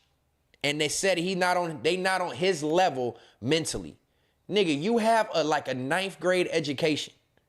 And you got the nerve. The only person you can really say that to on this area is the crackhead on the end. Like I said, You're not fucking with me. you crazy. You're not fucking with me. You crazy. This nigga think he's a fashionista, and now everybody's not fucking with him. Not fucking with me at all. I'm Wait, hold on. Wait, when's the last time you was on KTLA 5? This nigga was just on KTLA right now. KTLA 5. Oh, they gonna shoot down KTLA? That nigga crazy. KTLA 5. That's new. Now this nigga just shitted on Duno again, while Duno was on live Los Angeles television. I don't give a who gives a fuck about KTLA 5. Duno, get that nigga. He crazy. The fuck are y'all talking You just about? said you care about the news. I don't give a fuck about that. When He the not last Luke. time y'all had a whole He not in the MTV loop. show? He not in the loop. I told y'all when I catch clips like this, I try to save them to give y'all my live reaction, and I have not watched this all the way through. I just heard the average part. This nigga just said, when was the last time y'all had a whole MTV show? No, he fucking didn't. No, the fuck he did not just say that. Hold on. When the last time? Wait, You know what? you You on see the TV shit. show? Fuck you talking about? He was a co-star. What are you talking about? I'm a star. That shit was king. You can see with Star? Tiger. That I'm was a not star. King. You can see Star? What are you talking about? Did you see Star? Bro, what are Did you you see what are you Star? talking When the about? last time you got What is paid you talking about? 15,000 an episode What? for anything? What are you talking about? Look, You're on the current show. you're The Dame show is not way more never current. anything The you Dame do. show is. No, this nigga did not go back and try to say the Hanging with Tiger show on MTV and use that as why he's a nigga out here.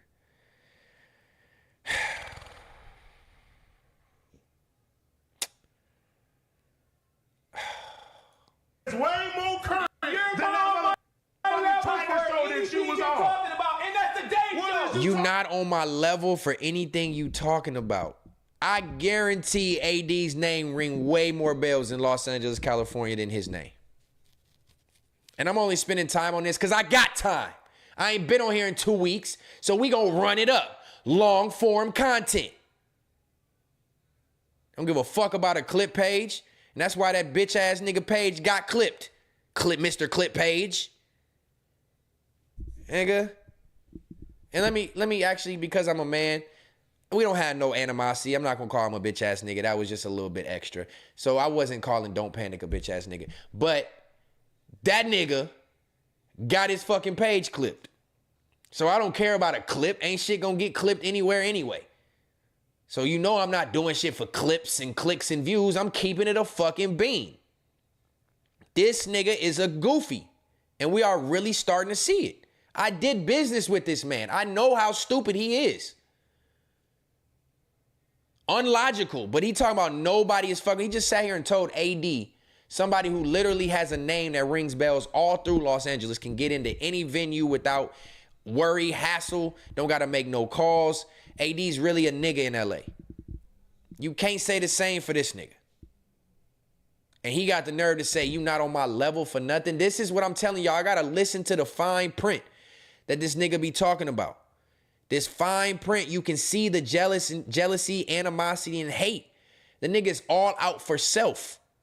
He will throw anybody under the bus for the sake of a joke, a laugh, or to make himself look better. He does it to Smack all the time. He's done it to Duno. He's done it to Pun. AD done it to everybody. I didn't say that I was the motherfucking star of the show. Mentality, niggas is I not didn't on say my that level. was the same It star. don't matter. You talking I about didn't who's say on that. what? I didn't say that. Mentality, niggas This is nigga not losing on his my level. mind. Niggas, Who has a TV show? Nigga, I don't Not care about you. Ask me what The fuck TMZ. outta here, nigga. Fuck TMZ. Ask me You about ain't had no KTLA. TV show, nigga. I done Shut did up, all cuz. that before. Show didn't. Shows. I Sold done out did shows. all that before, All over the nigga. country. So that's The Duno sold out shows for him, his name on the bill. People coming to see him crack jokes. And you saying niggas is not on your level?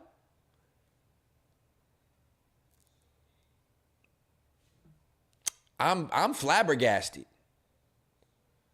Literally the only person he can talk to is the smackhead. Everybody else you can't say that to. Even Humpty Dumpty. You've been a tag along for 20 plus years. Cool. I did all that before. Yeah, as an assistant, bitch. You know what I'm saying? I did all that before. Go get the water, bitch.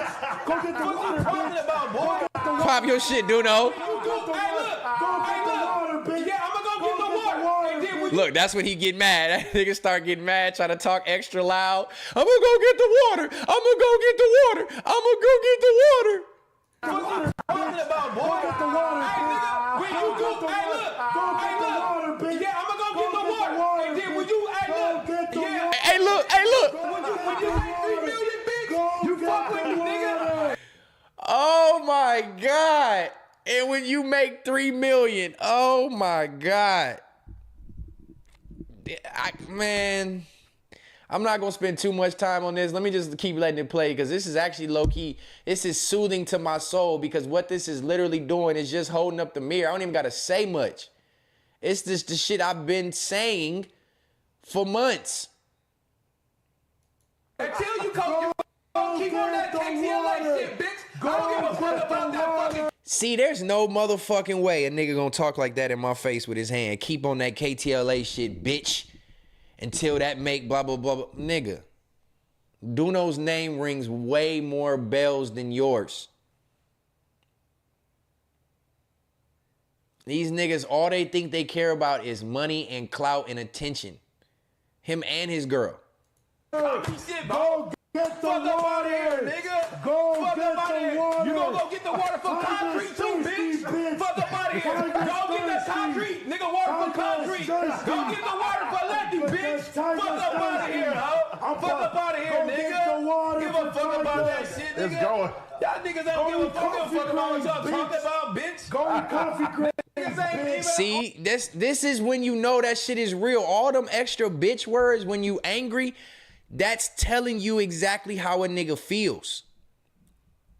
That ain't just no friendly bitch. Now, when you are in a back and forth about something that's not a personal topic, when y'all not trying to diminish each other, and you say bitch, it's not deemed negative because that's your homie. Man, shut up, bitch. You just talking shit. When you this angry and you start saying the word bitch, you can tell niggas mean that shit and his feelings is hurt. That's his defense mechanism. It's vulgarity.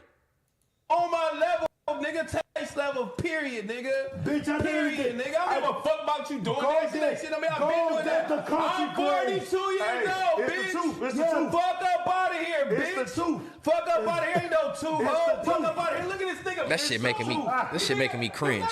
Get the fuck. What are we talking about? Bro, you gotta say shoes on. Nigga, they dirty. Nigga. This nigga said, I told you he's a fashionista. He's a fashionista. Now, y'all not fucking with him because he's a fashionista and he spends thousands of dollars on clothes for no reason. And gonna have the nerve to get loud and aggressive and talk about Duno's Air Force Ones that get dirty after 3-4 wears. He got on the same shoes and gonna try to say you not fucking with him because your shoes are dirty? A pair of $90 shoes? Do y'all see Duno's new necklace?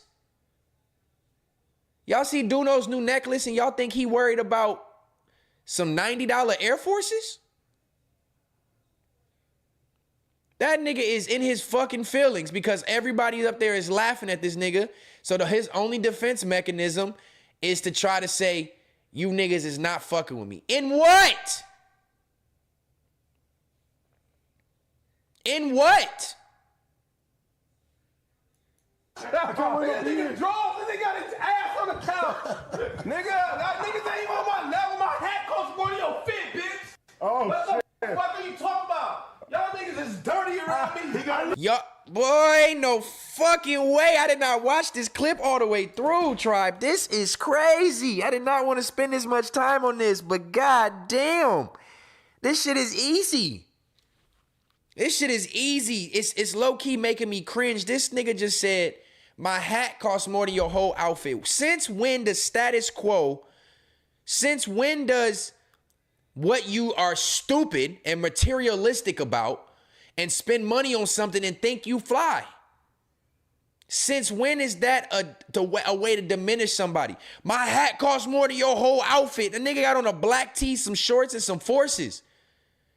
You up here with a fucking Hermes button up on, some white pants, and a fucking hat that don't match and swear you killing niggas. And that's supposed to be a diss. You want to resort to clothes and what you spent. You are money hungry. You are brainwashed. You are the definition of a consumer.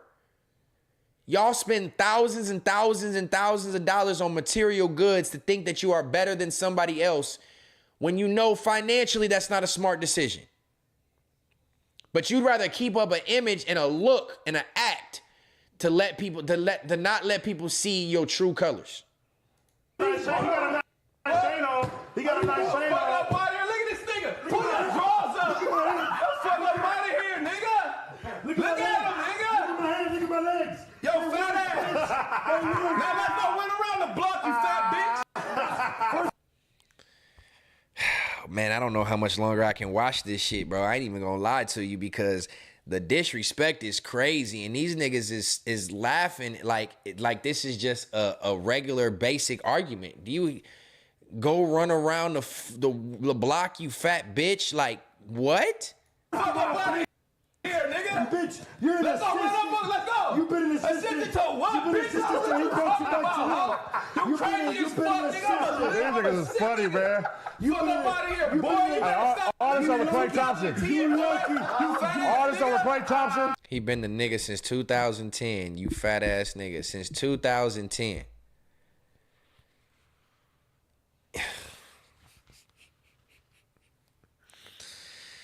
All right, let me let it play a little bit further. I'm not going to keep stopping it. My bad. I need to get out of this shit. Guys, all this over Clay Thompson. Y'all niggas better stop looking at 2015, bitch. I'm a nigga. Fuck wrong with you, boy. I don't care a fuck about what you doing out here, nigga. Shit, nigga. He said, you better look at 2015. I'm a nigga out here. So 10 years ago, a decade ago, you want to talk about what you've done. But as soon as anybody else talk about what they've done 10 years ago, it ain't shit. It ain't nothing to compete. You bringing up old shit. 10 years ago, what the fuck do you have to claim to?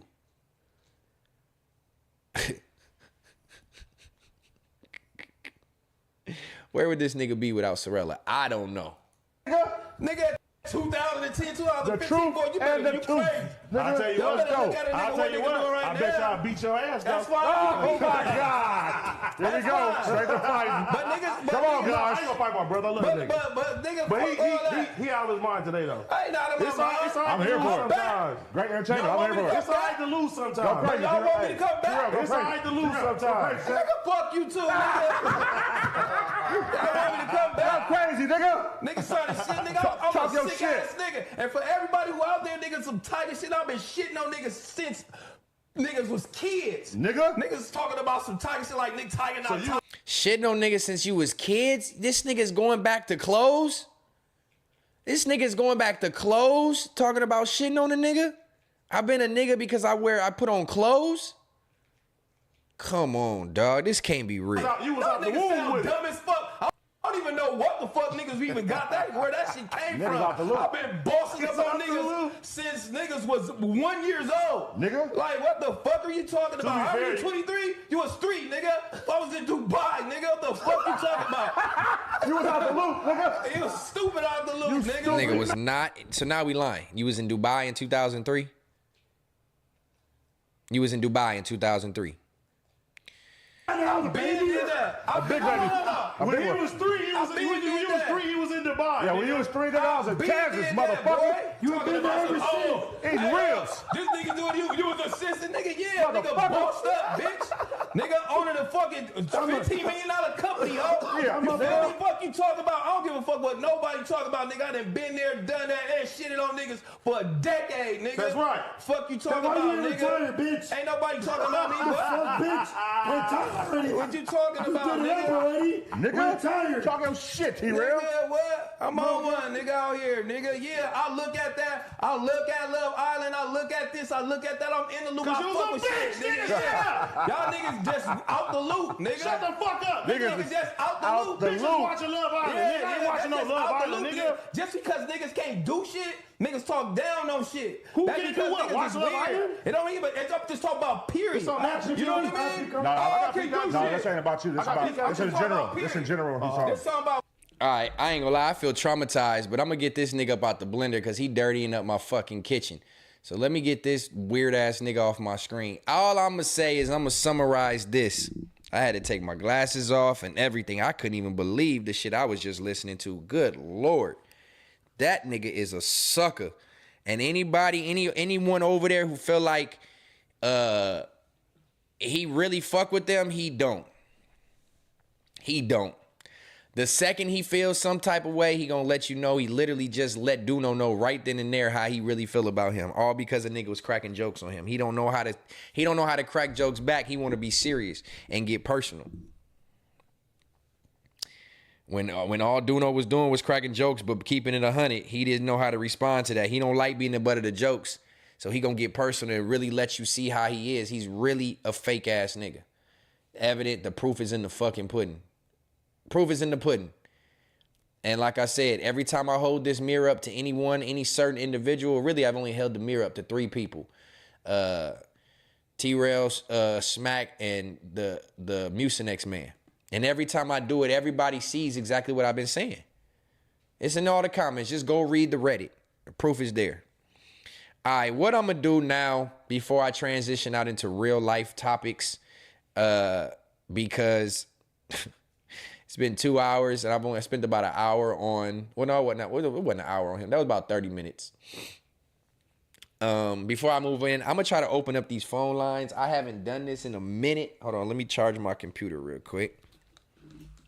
I haven't done this in a minute.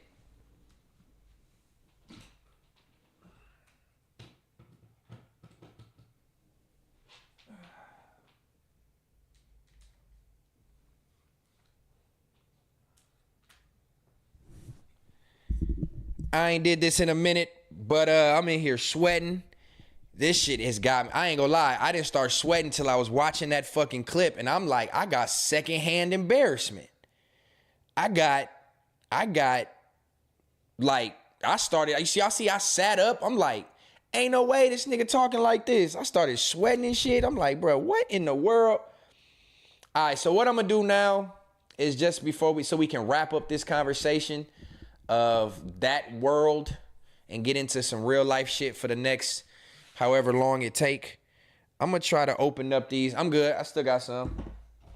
I'm gonna try to open up these phone lines, man. I want to get y'all opinion more so than, I mean, y'all can call and say whatever y'all want. I'm not really trying to do a back and forth with anybody in the chat. But if y'all want to get y'all opinion off on what we was talking about for me to add to and chime in and have a conversation about, we gonna do it. So let me see how this is gonna work with Fair to Say. Context matters. The phone lines are officially open. I believe it's active on my phone. Y'all know the Bluetooth is connected, so we gonna hear you directly through the mic. Ain't no holding the phone to the microphone. Excuse me. If y'all got something y'all want to get off y'all chest, y'all got something y'all want to comment about, y'all got something y'all want to crack a joke on, whatever it is, the phone lines are open. Fair to Say, please give me a call at 323-364-3334. Oh shit, we got a caller on the low. Hold on, let me get my headphones, caller. Oh shit, hold on. Then I gotta press a button to accept it.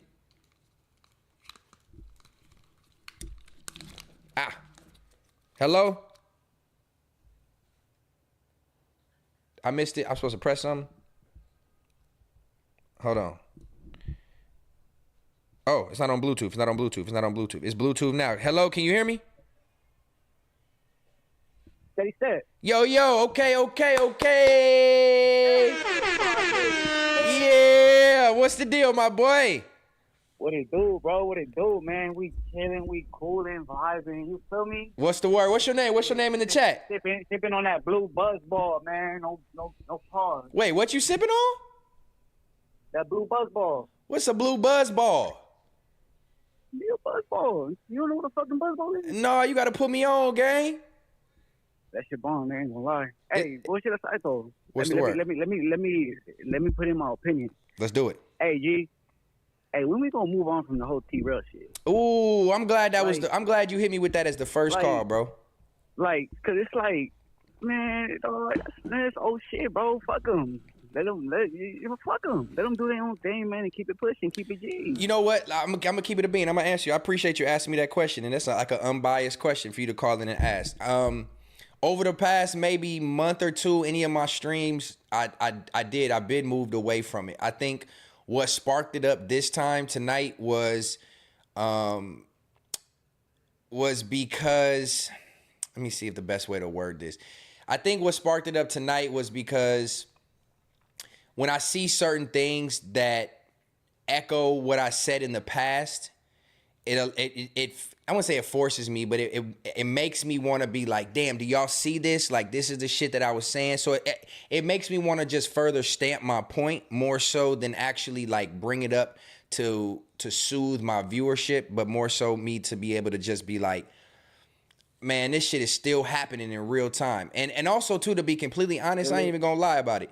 Seeing the demise and downfall of somebody who wished so much negativity on me, it just makes me want to have fun and laugh on it. I don't think I want to force all my content about it, but when there is something newsworthy like the academic shit, like had the academic shit not happened, you probably wouldn't have heard the nigga name come up. So I'm not trying to validate it. You're right. You're 100% right. You're not the only person that's told me let's move on. But the basis of my content is not about them, more so than it just being a big headline in a space where I know a lot of people who watch me still fuck with that. So I'm not right in doing so. I'm not trying to defend it. And I do want to continue doing what I've been doing without bringing them up. But when something is as newsworthy as it was with this situation, it just make me want to further put the stamp on it. Like, do y'all see this shit going on? You know what I'm saying? That's kind of long-windedly, that's kind of like my outlook on it. I don't want to make it like I think about them all the time, but because this shit happened in Turks, I'm like, okay, this is engaging, you know? And at the end of the day... I mean, I'm going to see it as weird, too. I mean, the way they was acting, he was going to tap in with act like that. Like, yeah, I see it, but I don't know. No, you're right. You're 100% right. I'm not trying to defend it. You know, that's just my answer, and I don't want to defend it, but you're right. A lot of people are right. Hey, what's up with WAP? You talked to WAP already? Yeah, you might have been on the stream earlier. It's getting hot.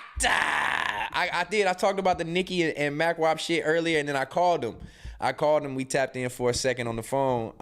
But yeah, you have to run it back and see. On the phone. I did. I had to get WAP on the line, man, and let him know. Y'all see? You see? I got my exotic 710 shirt on. I'm in solidarity with my boy. They try to get my nigga out the paint out here, bro. I couldn't let it happen. I feel it, man.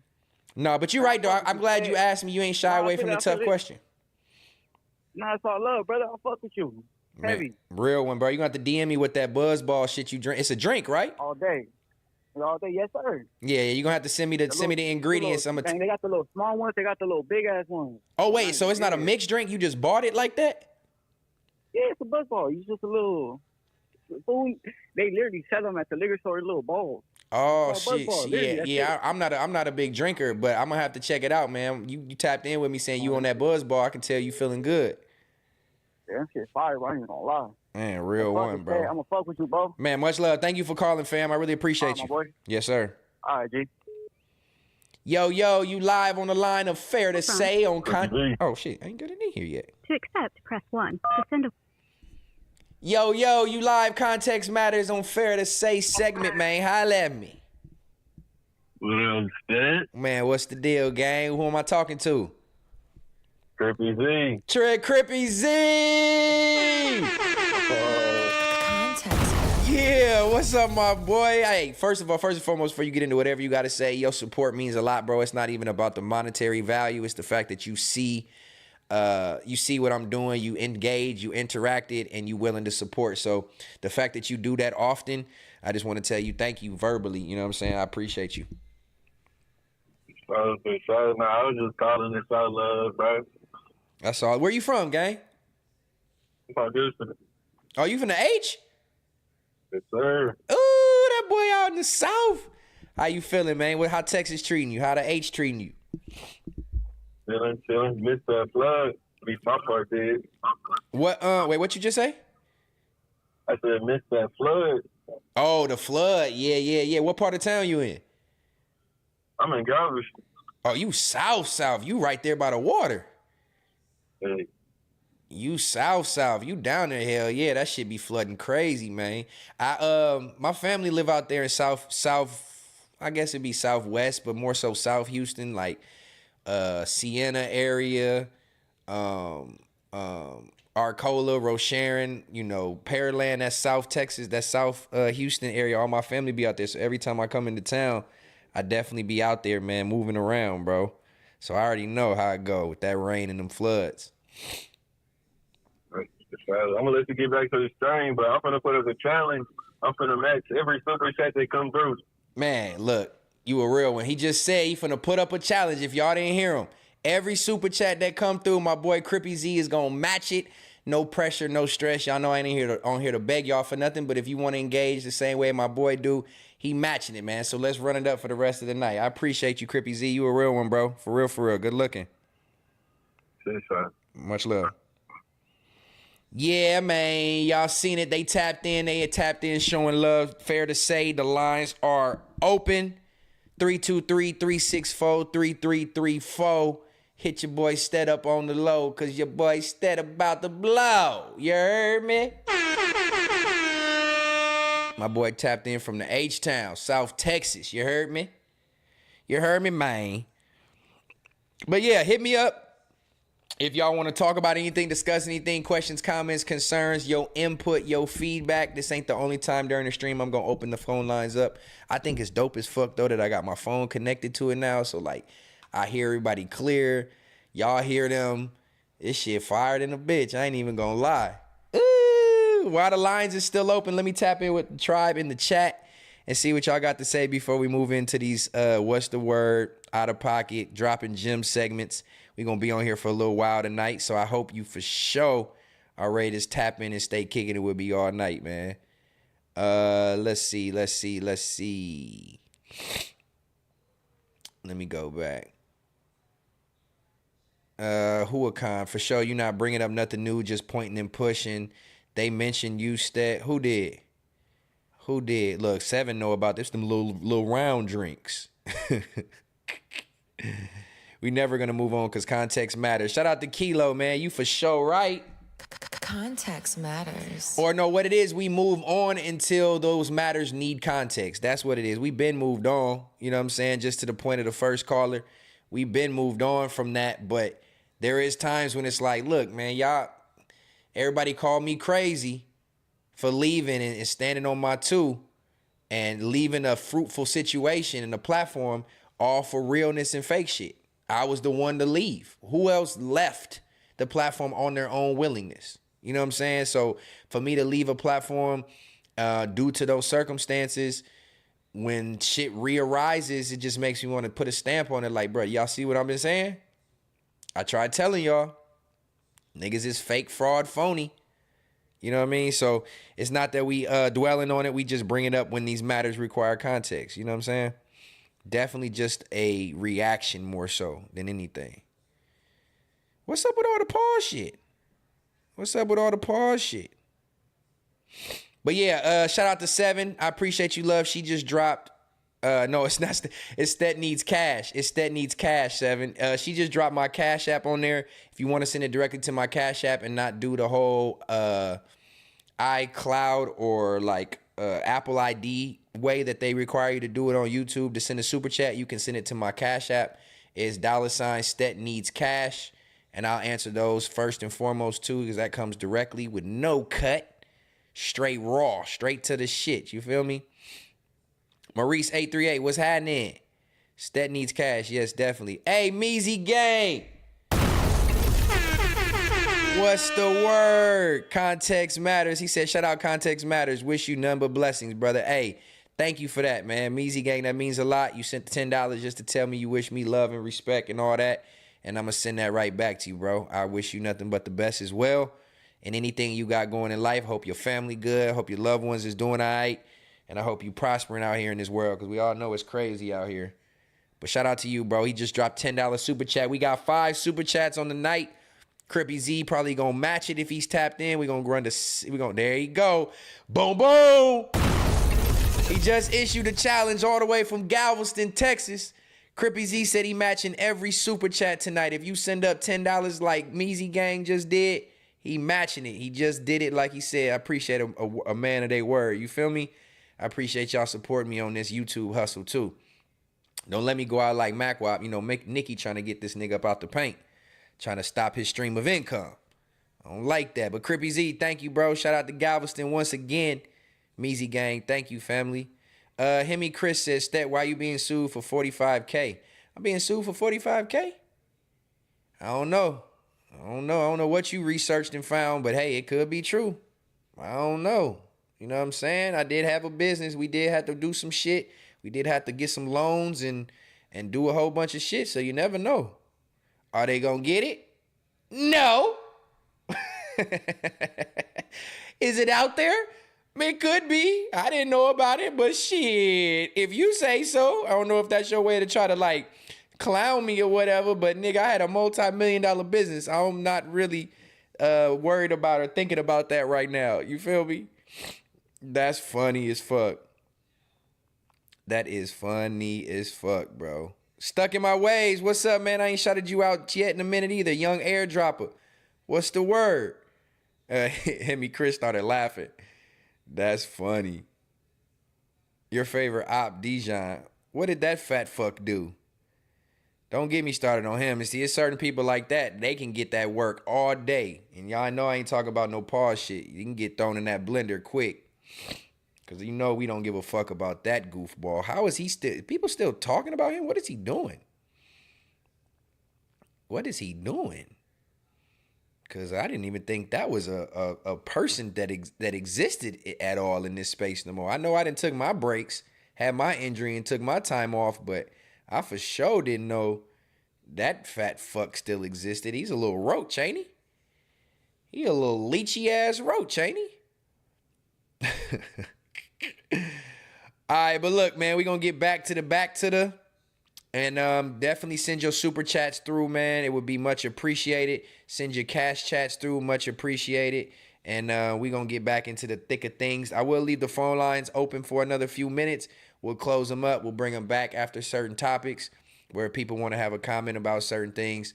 They'll be able to do so. I want to make this, since I don't have the Discord going with the videos, I want to at least have the phone lines open to where we can take calls throughout the stream and converse about whatever y'all want to respond to. Cash chat, is that new? Yeah, that's what I call it. Cash app chats, man. You know what I'm saying? That's what I call it. So I guess it is new. Icon, stop, boy. Before I make you go downstairs with your mama. Let's see where we at. Shout out to the 120 people in here. We've been over 130, 150 all night. Context matters. Y'all presence matters. You feel me? But yeah, let's leave this shit out here right here. And let's get into some of these hot topics, man. Hot topics. Some more shit that we need to talk about. And since we going lighthearted to start, let's go with something for my fellas. Something for my fellas. Tell me what y'all think about this. I'm not gonna lie. Lately, Shawty been doing her goddamn thing.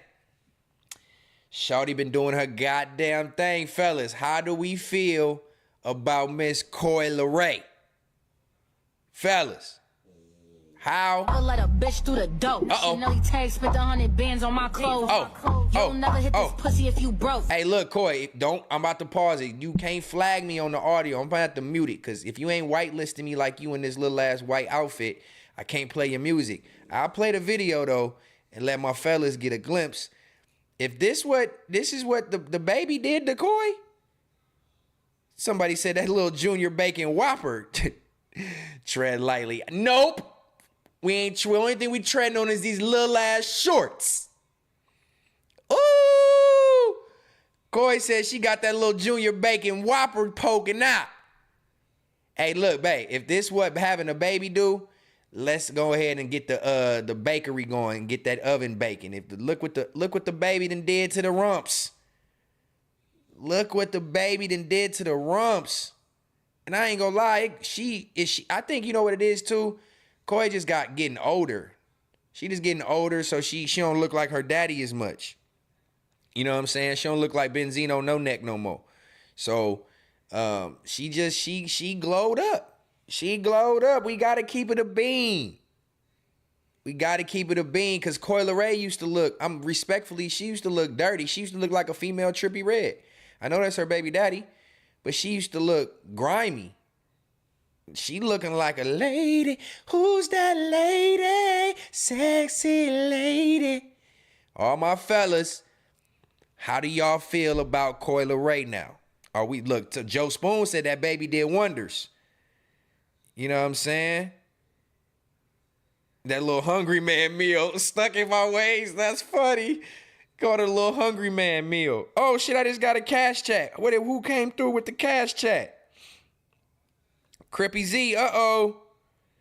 Uh-oh, it was 7. Ooh. 7, you a real one. It came from the LA Body Bar. Shout out to her. She doing all her businesses. She helping people with their business while launching her businesses. She got the LA Body Bar. She helping people with taxes and business shit, all kind of shit. She got shit that's out of my knowledge realm that she doing. So shout out to 7. She just sent me $20. She just sent me $20. Context matters. For the biggest super chat of the night, Crippy Z. You on the bubble. $20. And she called you out and said, match that match, nigga. Match that match, nigga. That's what she said. And yep, I'm leaving Coi Leray up this whole time.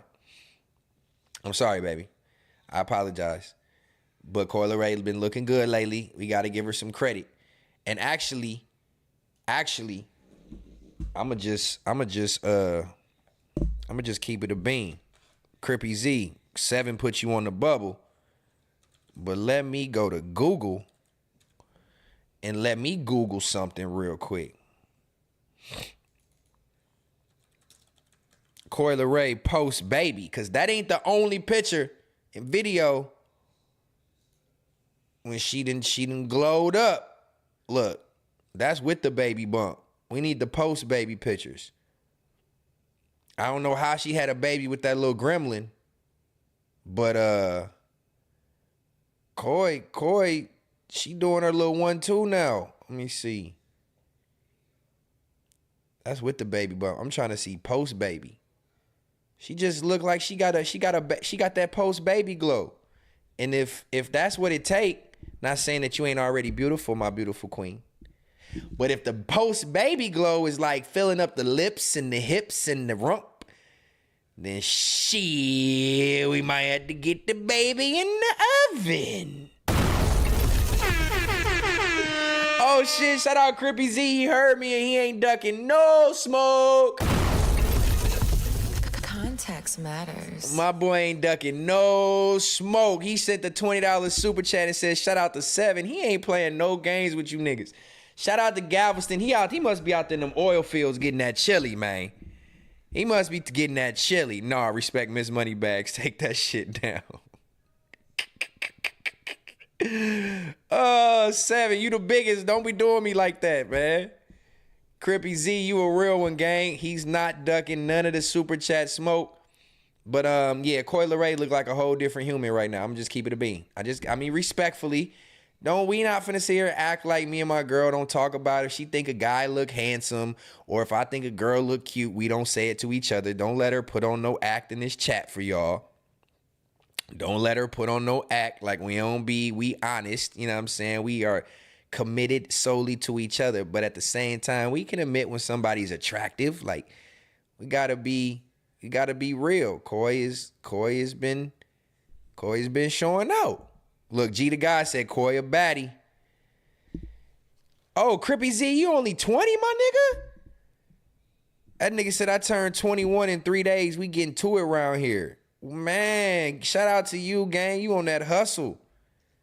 You on that hustle, my boy. You a real one, bro. Like I said, your hard-earned chili is appreciated, bro. It goes a long way for a nigga who is unemployed. That's funny. He said Coi a baddie, though. Definitely a baddie. But I'm going to keep it pushing before my lady be mad at me again. You know what I'm saying? Let me just keep looking to make sure I don't see no more glow-up pictures.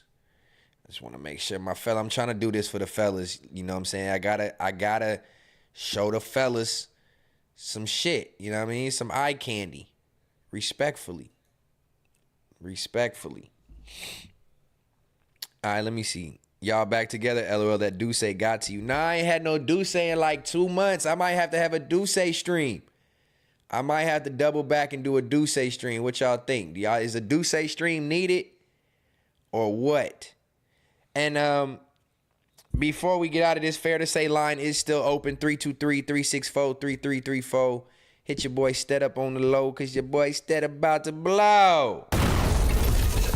I do got a question for y'all, though, since we are being respectful in relationships and we are being transparent with each other. I got a question for my tribe. Shout out to Baller Alert. Sometimes I see these questions and I'm like, oh, this is perfect conversation for the gang. Y'all tell me what y'all think about this. Damn. I'm just yelling from down the street and shit. Goddamn. Oh, 7. 7, hold on. Hey, 7 done ran it back in this motherfucker. She done hit me on Cash App with another 20-piece crispy.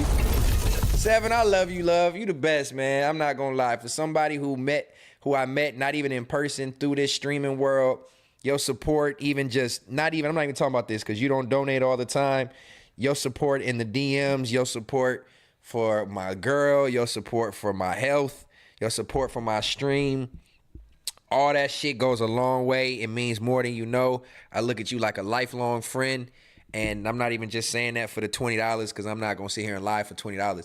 Just in general, you as a person, you ain't never wavered.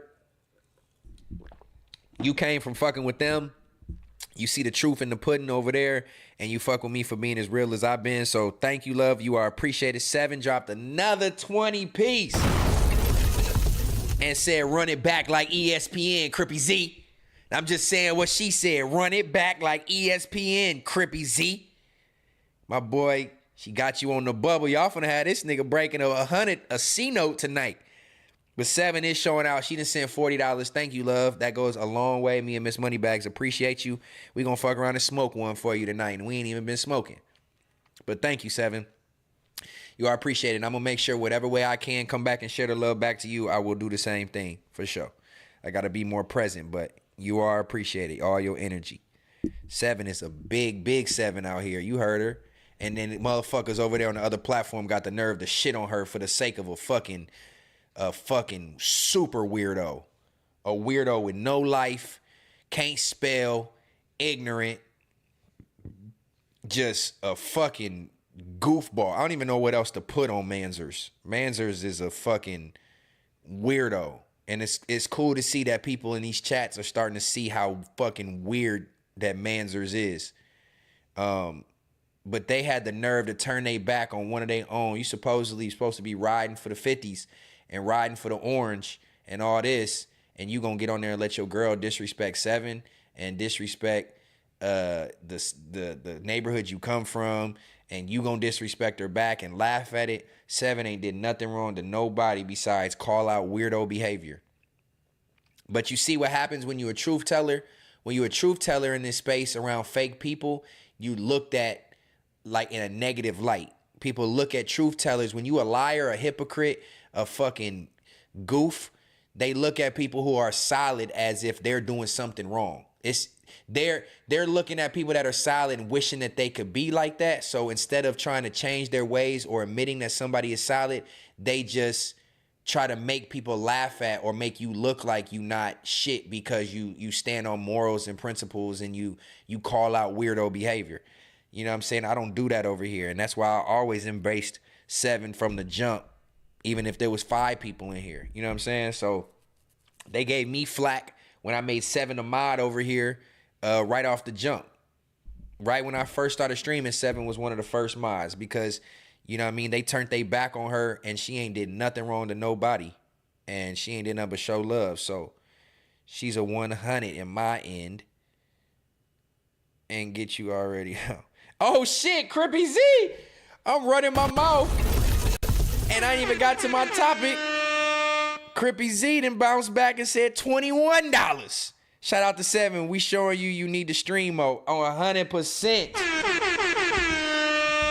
Context matters. Hey, man, y'all got me geeked, bruh. The love is real. He sent an extra $1 on that 20 and saying we need the stream mode. Well, you got my vote, gang. You know what I'm saying? You got my vote. You got my following in that sentiment. You show right. I need the stream mode. I got to get back to minimum my 2 days a week with the chance of going live a third day too, man. I just got to get back consistent. And y'all got my word, bro. I'm back on it. But Crippy Z sent $21. He the number one in the top fans right now. 8 super chats. We almost at 10. And yeah, y'all going crazy. Ooh, Kilo, back in this thing. Went to the store real quick. What you grab from the store, Kilo? What you get, man? Get your lady something nice?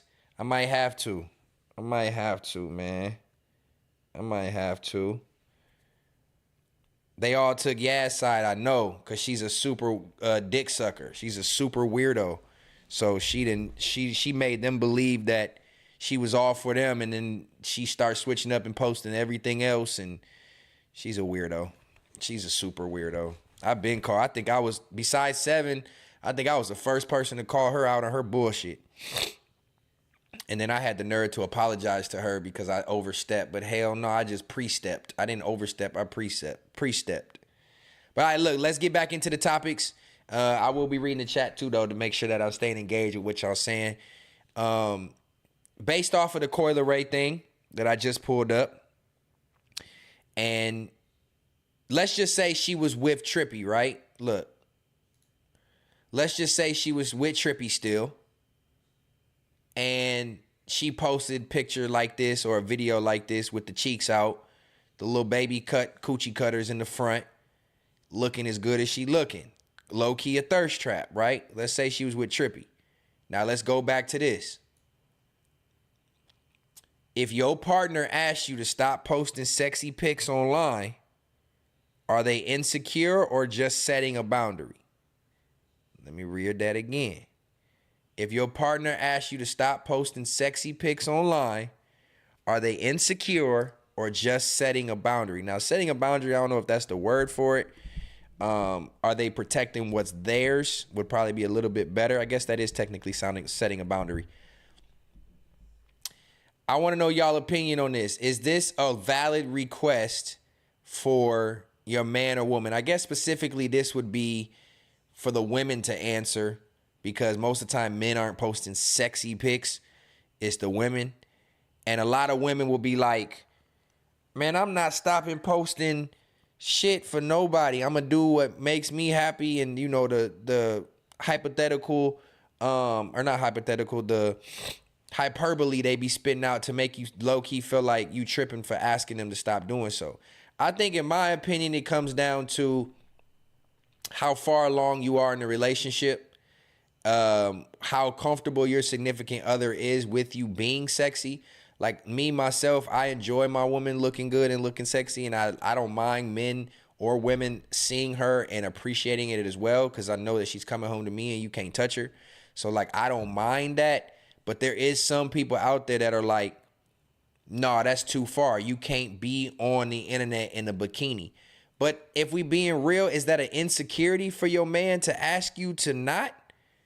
Is that an insecurity to be like, nah, you can't post pics like this? I don't want you. Are you insecure that your girl could be approached by somebody else and then she be taken from you? Because I remember when I was younger and I was dating a certain girl who was hypersexualized on the internet with her pictures, bikini pictures, you know what I mean? Like super titties out. I was younger and probably less secure to the point where, like, damn, I don't know if I want her to get all that attention to have that many more men to be a temptation to her. So I think there did come with some insecurity in that of like, nah, you can't post pictures because I'm worried about how I feel about losing you or how you look on the internet to the world. But as I gotten older, I realized that's a self insecurity, and it has nothing to do with I feel like what I'm trying to say is being secure in your relationship goes a long way when it comes to things like this. And BJ says that's unprofessional. They just be in our DMs begging for more. 7, look at you. Thirst trapping and shit. Is she wearing stripper clothes at the grocery store? But look, this is what I'm saying. It's the internet. Because look at this question. The question is, if your partner asks you to stop posting sexy pics online, are they insecure or setting a boundary? This is different than going out dressed hypersexual with the chance of men gawking at you in person or with the ability to approach you in person. I can see why a man would be more inclined to say, no, don't dress so sexual when you leave this house versus on the internet. On the internet, all men can do is look. In this day and age, there's so many half-naked, sexy women online that I don't think that's something that a man should be. If you confident in your relationship and you know she's not going nowhere, you don't have to worry about what people on the internet say in the comments or in the DMs. You got to be secure in that relationship and know that she's not going to take that bait. You know what I'm saying? Like, in my situation, I don't mind it because I know what I have. I'm secure with what I have. I know that my lady is not going nowhere based off of temptation from another man. You know what I mean? Not a lot of men can say that and mean it. I wholeheartedly believe that. So I don't have no issues, me specifically, with my girl dressing sexy or taking a sexy photo shoot in some lingerie and posting it and getting love from females or guys. What guy doesn't want, like, if it's not in person and uncomfortable, what guy doesn't want another guy to think that their girl is a bad one, right? That's essentially what you want. You want other men to be like, damn, I've been out places, 100% true story, tribe. I've been out places with my girl. She'll have a little cute, little mini dress on, super short, high heels, skin glistening, titties poked up. And I have men holler out the car like, I see you, my nigga. Okay, I see you. Got you one. You got you one. And to me, that's a respectful way for a man to tell. That's a respectful way for a man to tell you, like, all right, you got a bad bitch, but I'm not going to be like hawking her down. They not going to hawk her down and be like, damn, she a bad, she sexy, damn, little mama. You know what I mean? That's a way that other men can acknowledge you for having a bad chick and give her flowers by doing it respectfully. So obviously there's a way to do it, you know what I'm saying? But I don't have a problem with it if another man can give props where props is due and do it in that form or fashion. You know what I'm saying? Let me see what y'all just said. Niggas will talk to your girl regardless. It's up to her if she's gonna be loyal to you or not. Facts. And I feel like that comes with the territory of being with a bad girl, with a bad chick. If you got a bad, if all niggas want is a bad bitch on their arm and talking about, I got a bad bitch, I'm fucking bad bitches, or I want a bad bitch, my bitch bad, then nigga, what do you think come with that? What do you think come with that? My girl, nigga, we was just out the other day, pulled up to a gas station. I'm at the pump, looking for the pump number, like, damn, what pump we on before I go inside and prepay? She walk around the other side of the pump, around another truck. The nigga coming out the gas station don't see me because I'm still behind the pump. Coming out the gas station, see her, and right when I'm coming around the pump to go inside, I see him say, damn, and turn around and look back again and like look at her and say, damn. Like, you know that's the territory that come with having a bad chick. That's just what come with it. You know what I'm saying? Like, if you're not prepared for other men to be looking at your girl, attracted to your girl, then don't get a bad chick. Go get you an ugly ass girl. You know what I'm saying? That you ain't got to worry about niggas trying to holler at. It's gonna happen. To me, that's like giving. Damn, I don't know where that came from. That's like giving me props. You look at my girl or double taking my girl. If I'm walking behind her and I can see niggas' eyes looking at her in front of me, that's like giving me props. Just be respectful with it. Don't cross the boundary. Be respectful with it. And that's the same thing I think that goes back to this question. If as a woman, if you know your man has certain insecurities, you got to be kind to those until he's able to get through them or make him comfortable in those insecurities. If your man is like baby, I don't really like you posting these pictures like this.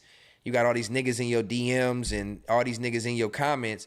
Then you should be a little bit lighter on it and a little bit less raunchy in the photos. It's a two-way street. But at the same time, coming to my men, if you got a girl who look good and she's posting pictures online, it don't matter if she half naked or not, she's still gonna have niggas looking at her. So it's like one of those things where it's like, how confident are you? How confident are you? Do you have like a certain limit that you can go? Like, all right, you can't show this, you can't show that, or don't turn around and show ass, or no lingerie, or you know what I'm saying? Like, build a boundary here and just hope that it's not crossed. But I think you should check your insecurities, fellas. And if you have insecurities about that, then in my opinion, you're not fully confident in your relationship. You know what I'm saying? You're not fully confident in your relationship if you feel this way.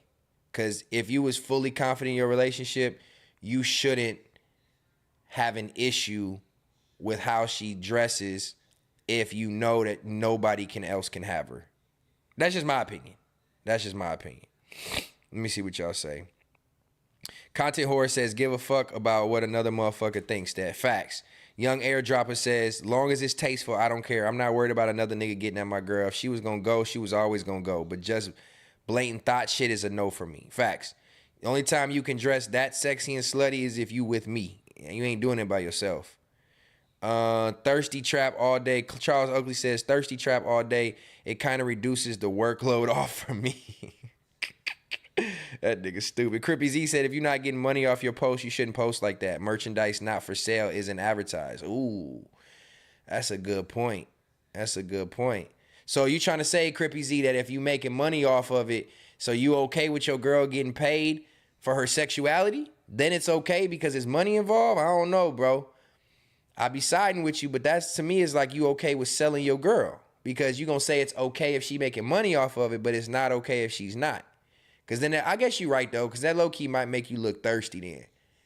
It might make you look thirsty, like you want the attention from other people if you post like that. Because I'm not going to lie, once my relationship started getting serious, I did tell my girl, like, hey, there's a boundary of what you can and can't post.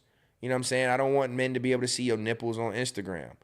Unless, you know, this was like halfway through this 5-year relationship we in. I was like, I don't know. I'm starting to really like fall for you. This could be something that's forever. I don't want you stamped in history as where people can go randomly click and see my girl titties. But as I've gotten older and deeper into the relationship and more confident, I low-key don't give a fuck. Because it's one of them things where it's like, I don't care, nigga, drool over what's mine. You know what I'm saying? Like, again, it's almost like a compliment. It's almost like a compliment. She said to do it at the gas station. What defines a sexy pic? I think in this situation, it's going to be like lingerie and like thongs and bras with you can see the nipples. I think that's what this post is referring to. Visionary Star says a fat ass might pay the bills. Young Airdropper says, but bad is subjective. Niggas gonna holler at a pig in a wig. On God, they will. So you're right. That's a perfect example, Young Airdropper. You literally said it. Bad is subjective. Niggas gonna holler at a pig in a wig. So what's the difference? If your girl bad, low-key, let her flaunt it. Because if she ugly, she still gonna get hollered at. It's just gonna be intensified. You know what I'm saying? You have to be bad and smart. Other than that, you're a cum rag. Damn, 7? Called a bitch a cum rag. Confidence and insecurities are not linear. I can be confident all day and still be insecure about something personal and privately. Fair to say. Fair to say. Fair to say. Fair to say. Facts, BJ.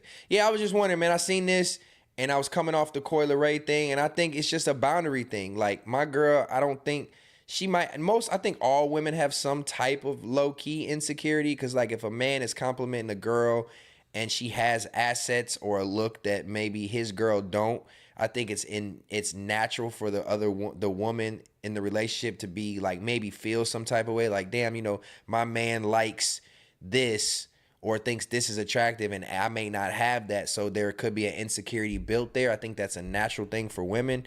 But I even just like the same situation with bringing up the Coi Leray post.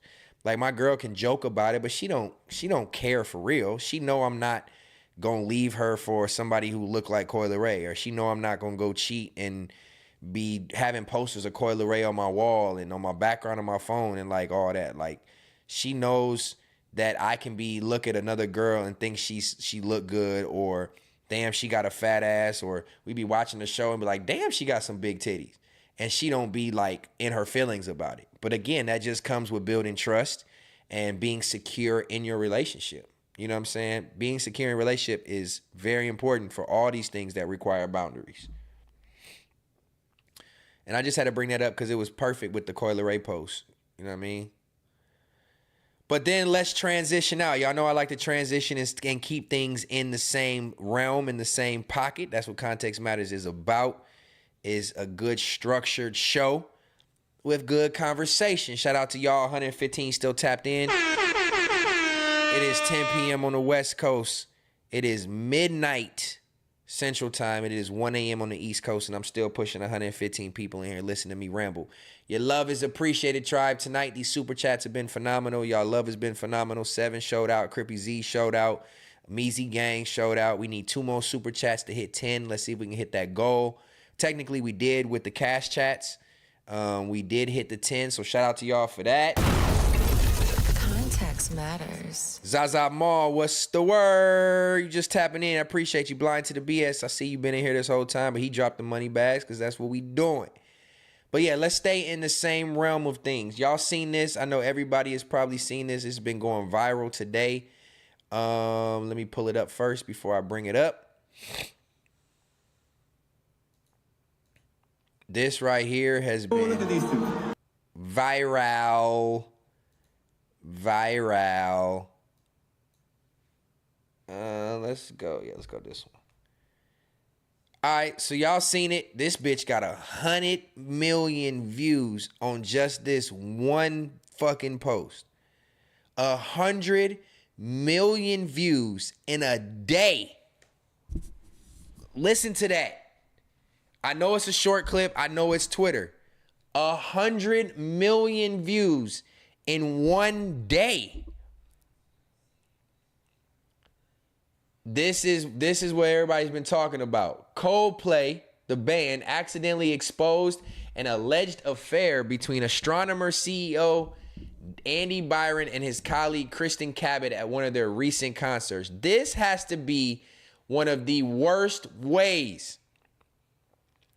This has to be one of the worst ways to be caught with infidelity. Micah Time said, I already knew you was going to bring this up. Joe Spoon, you know Shorty going to draw them divorce papers up in the AM. On God, they know their names. Bro, BJ, this is why the internet is ridiculous. Listen, I don't even know where to begin with this. So we were just speaking about infidelity, cheating, being confident and secure. These motherfuckers was so confident and secure in their cheating scandal that they chose to go in public around 40, 50,000 people, probably in their home city, and be hugged up like this. Of course, you don't expect to get put on camera on a Jumbotron, on a kiss cam, anywhere you go. But who goes and cheats in public, this type of public? This nigga want to cheat so bad. He's so giddy with cheating. He was like, babe, let's go to the Coldplay concert. Nigga, what? See, this is how white people cheat. White people bold as fuck with they cheating. This is crazy. I seen that, babe. His wife, and then too, on top of it, bro, how do you cheat? How do you cheat somewhere where you have the potential to be caught by the public? Granted, I know. How rare is it to be caught where somebody, and you're going to go viral for being caught? That's probably super rare.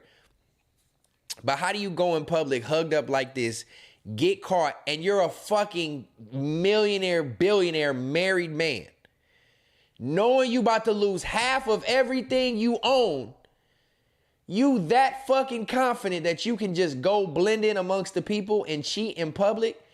Nigga, this is what you get. And her ass, look, she looks so giddy at first. Y'all seen the clip. I'm going to let it play. Yeah. Oh, look at these two. All right, come on. You're okay? Either they're having an affair or they're just very shy. And then look at her. That's the friend who got to be with him. She third wheeling. She third wheeling, and she know everything going on. She know they cheating.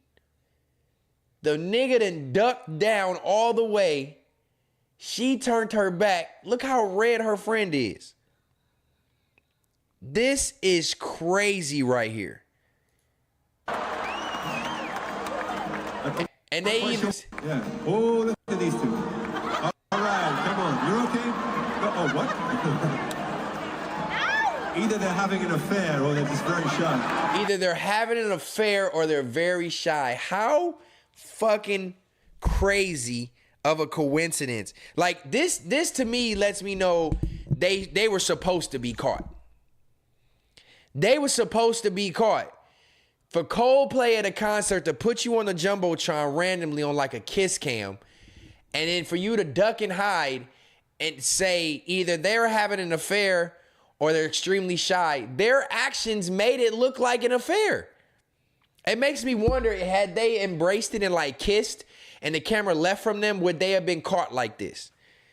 What made them get caught like this and be viral is the fact of their reaction. Look at the man duck away like that. And he didn't come back. I'm not quite sure. Yeah. Oh, look at these two. All right, come on. Oh, nigga. His fucking stomach fell in his ass, bruh. His stomach fell in his ass. Could you imagine, bro? Could you imagine you losing half of everything for a 2-second clip and go viral on the internet for it? All your friends and family know. She didn't removed the wife of the CEO, the guy, removed the last name from her Facebook page. Oh, she at the lawyer right now asking for half. Kilo, he for sure shit himself. 100% he shit himself. They left that concert immediately and woke up today like, oh, fuck. They are stuck. I couldn't imagine. Most people who cheat at a hotel, cheat at a restaurant, cheat where not in your hometown. They probably in their hometown Coldplay concert. There's probably people that seen them on the Jumbotron that know who they was. It didn't even probably have to go viral for them to be caught. I couldn't imagine the feeling, bro. And you know what that leads me to is like work relationships. You know how people be like, women have a work husband or females have a work husband, or males have like a work wife where it's the one person at their job that they would flirt with, or that if they weren't in a relationship, they would probably mingle or interact. That's what that brings me to. Like, how much do you trust? Because I think she's like the HR lady. Let me see if somebody said it in the comments. If I remember correctly, they were saying she like works HR at his company. Yes, that's his colleague. All right. His colleague, Kristen Cabot, at one of their recent concerts. So it's gonna make me sign in to read the comments. Hell yeah, that's weak. She worked HR at his business. So that leads me to ask, which is kind of back on the insecurities and confidence in your relationship situation. Do y'all trust your significant other when they go to work and that they're not at work flirting with their work wife or work husband?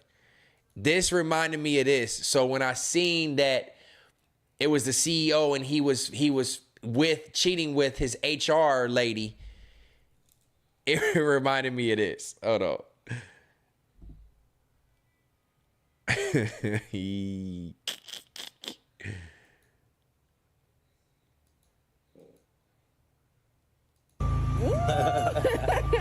Stop. I'm trying to clock in. Clock me in. You ain't gonna clock me in? You ain't gonna clock me in? I'm gonna clock in. You gonna make me put it in.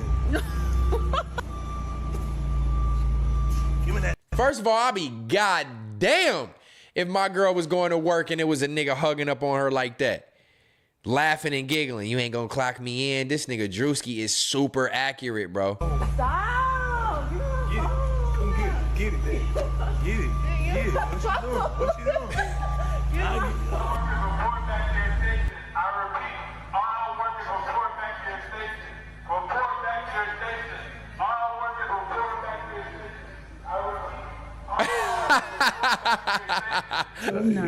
Way too much, man, for real. That's a bit. That's a bit. Watch out, watch out, watch out, watch out. I get it. Watch out, watch out, watch out. Nigga, you know that's my bitch, nigga. Nigga, what the fuck? You got a whole wife. You know. Darren, did you clock in? Yeah, I did. How about you? Nah, yeah, I'm about to clock in. Yo, you know tripping, bro. You know what you did. The fuck?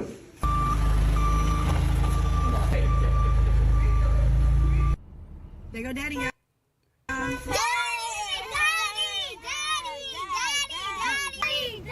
Sit down. Get in the back seat. Get back there. Come on, man.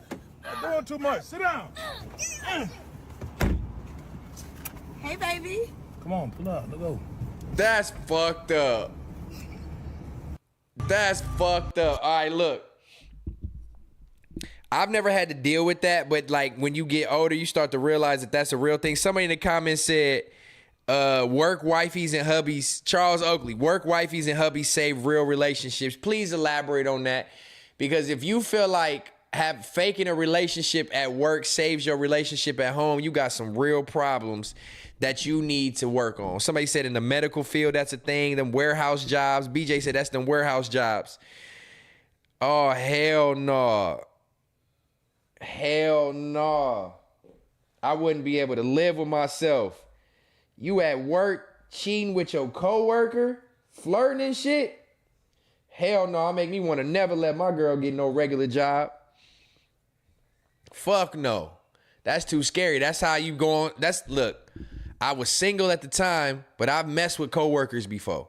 It's too easy. It's too easy to do. Ain't no way I'm letting that shit fly. So I'm saying that to say, how you the CEO of $1 million company, billion dollar company, and you gonna get caught cheating with the HR representative? Boy, I tell you, man, get your relationships in order, tribe. Get your relationships in order.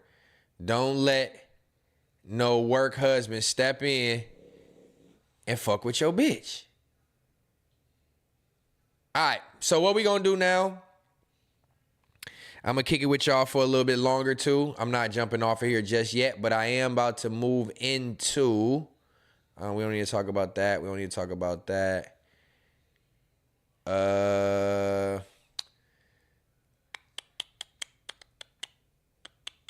Let's jump right into some out-of-pocket shit. Let's do that, and we'll bring Fair to Say back at the end.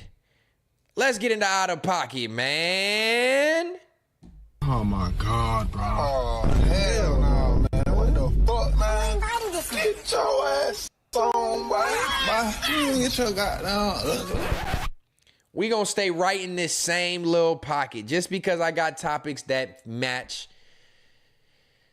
relationships related tonight. So we gonna stay right in this pocket. And I got one for y'all. This is a doozy. Let me take my glasses off. Shout out to the 100 people still kicking it with me on this good late night. Context matters. Context fucking matters. All right, look. This is disgusting. And I need to read this to y'all so y'all can see what is going on and give me y'all feedback. I need everybody who's watching to give me their feedback on this. Because this is the definition of out of pocket. Matter of fact, let me make sure it says it because I need y'all to, oh shit. Fuck around and mess some shit up. Out of pocket. Let's keep that like that. Yeah, okay. Had to make sure I put my out-of-pocket tag on the screen since my keywords ain't letting it pop up. All right, look, check this out. When asking for a relationship break goes wrong. First of all, I'm gonna read her post about it, then I'm gonna read the text, just in case y'all can't see it. She said, I asked my man for a break because I started battling with temptation. I struggled just being with one person. I didn't want to cheat, so I was honest with him. He agreed to it, but he said he would no longer stay and help financially while we were on a break. I started getting behind on bills, so I had to get a job, and literally after a week, I quit because I walked into a spider web. What? I asked my man to come home just to find out he betrayed me. How can this man just get another woman and abandon me while we agreed this was a break, not a breakup? I'm so tired of you men mistreating us women and getting away with it. Karma is coming for him soon, and I'm exposing how he did me to everybody. Now, after reading this in full, to me it sounds like a troll, but let me read what the plan was for her. This is what she thought. This girl thought she was going to text her man, ask for a break because she wanted to go fuck other niggas, and then when she was done fucking other niggas and wanted the relationship back, she was mad because he moved on in a real relationship. Not just a fuck relationship, a real relationship. Here go the text messages. He says, I can't do that. I gave you the break you asked for. She said, I can't do this without you, baby. He says, you should have thought about that before asking for a break. She says, I did what was best for our relationship. I didn't want to cheat on you. I could no longer fight my temptations. And you're so good to me. I didn't want to hurt you. I was so honest with you. He responds, I hope that's not her name. What the hell is that? Shan Lavelle. Shan Lavelle. Good Lord. You should tell you enough right there. Her name is Shan Lavelle. Nigga, what did you expect? Shan Lavelle, I respect your honesty, but that doesn't mean I have to deal with your BS. My new woman knows what she wants, and I'm enough of a man for her. You be blessed. This bitch had the nerve to say, another woman? We've been broken up for only 2 months. How the fuck could you do this to me? Answer the phone now. Answer this damn phone before I come to your job and act a fool and get you fired. You can't do this to me. I need you. I'm on my way because you think this is a joke. I'm struggling and you think you're able to just abandon me. Now, let's take this hypothetically. That this is a hypothetical situation and not, I don't believe this is real based off how I'm reading it. But could you imagine your woman telling you that she wants to break up with you because she wants to pretty much be a hoe? Essentially, that's what she's saying. I asked my man for a breakup because I started battling with temptation. I struggle being with one person. And then have the nerve to, after she get her cake and then she want to come back and eat it too? And come back to the relationship after being ran through? Bitch, you out your motherfucking mind. You out your fucking mind. And the fact that she gonna try to put it out there as if the financial aspect was the leading cause for her to ask for him to come back was because she couldn't work a job.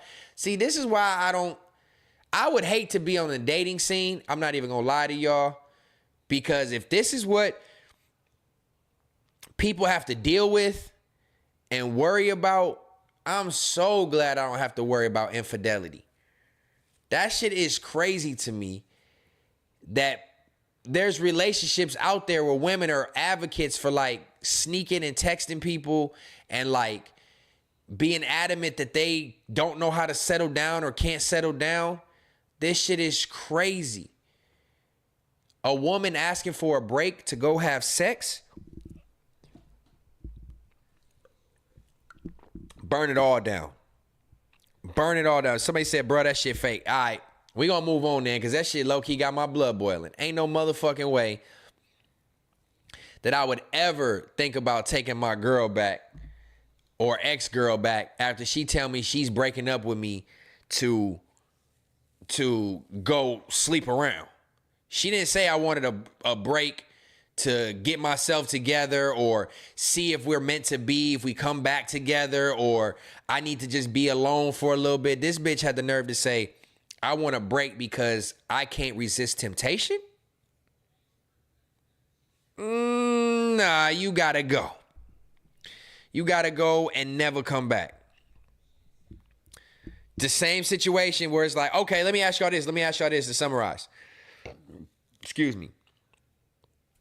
Would you rather your girl tell you that she wants to break up with you so that she can go sleep around? Or would you rather find out your girl is at a concert with her coworker and is cheating on you?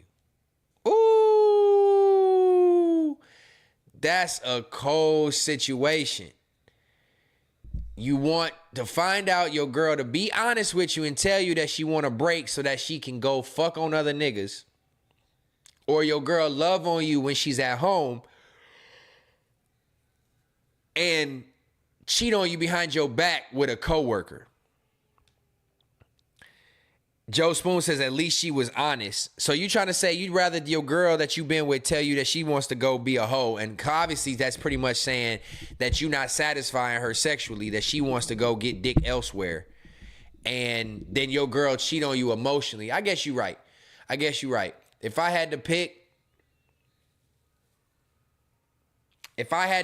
I'd rather you be honest with me and be like, yeah, I need to go get some sex elsewhere than emotionally cheat on me and be cuddled up at a concert with another nigga knowing that you sharing intimate things other than your body with him. You sharing lovey-dovey, kissy, huggy shit.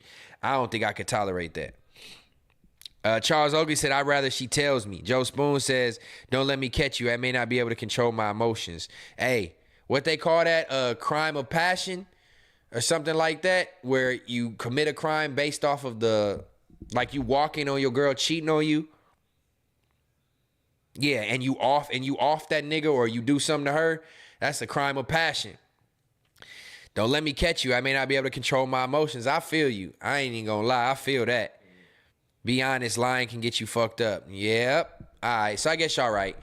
But that's still a crazy thought to know that your girl want to leave you just so she can go fuck with other niggas. That's crazy. That's crazy out of pocket. That's why this was in the out of pocket topic. All right, so let's move on to the next one. This is crazy too. All right, so how many of y'all, whether you were in the chat or not, shout out to everybody. I still got 100 people here. Shout out if y'all just watching, just vibing. You ain't really typing, that's all good. But for the ones that are typing, check this out.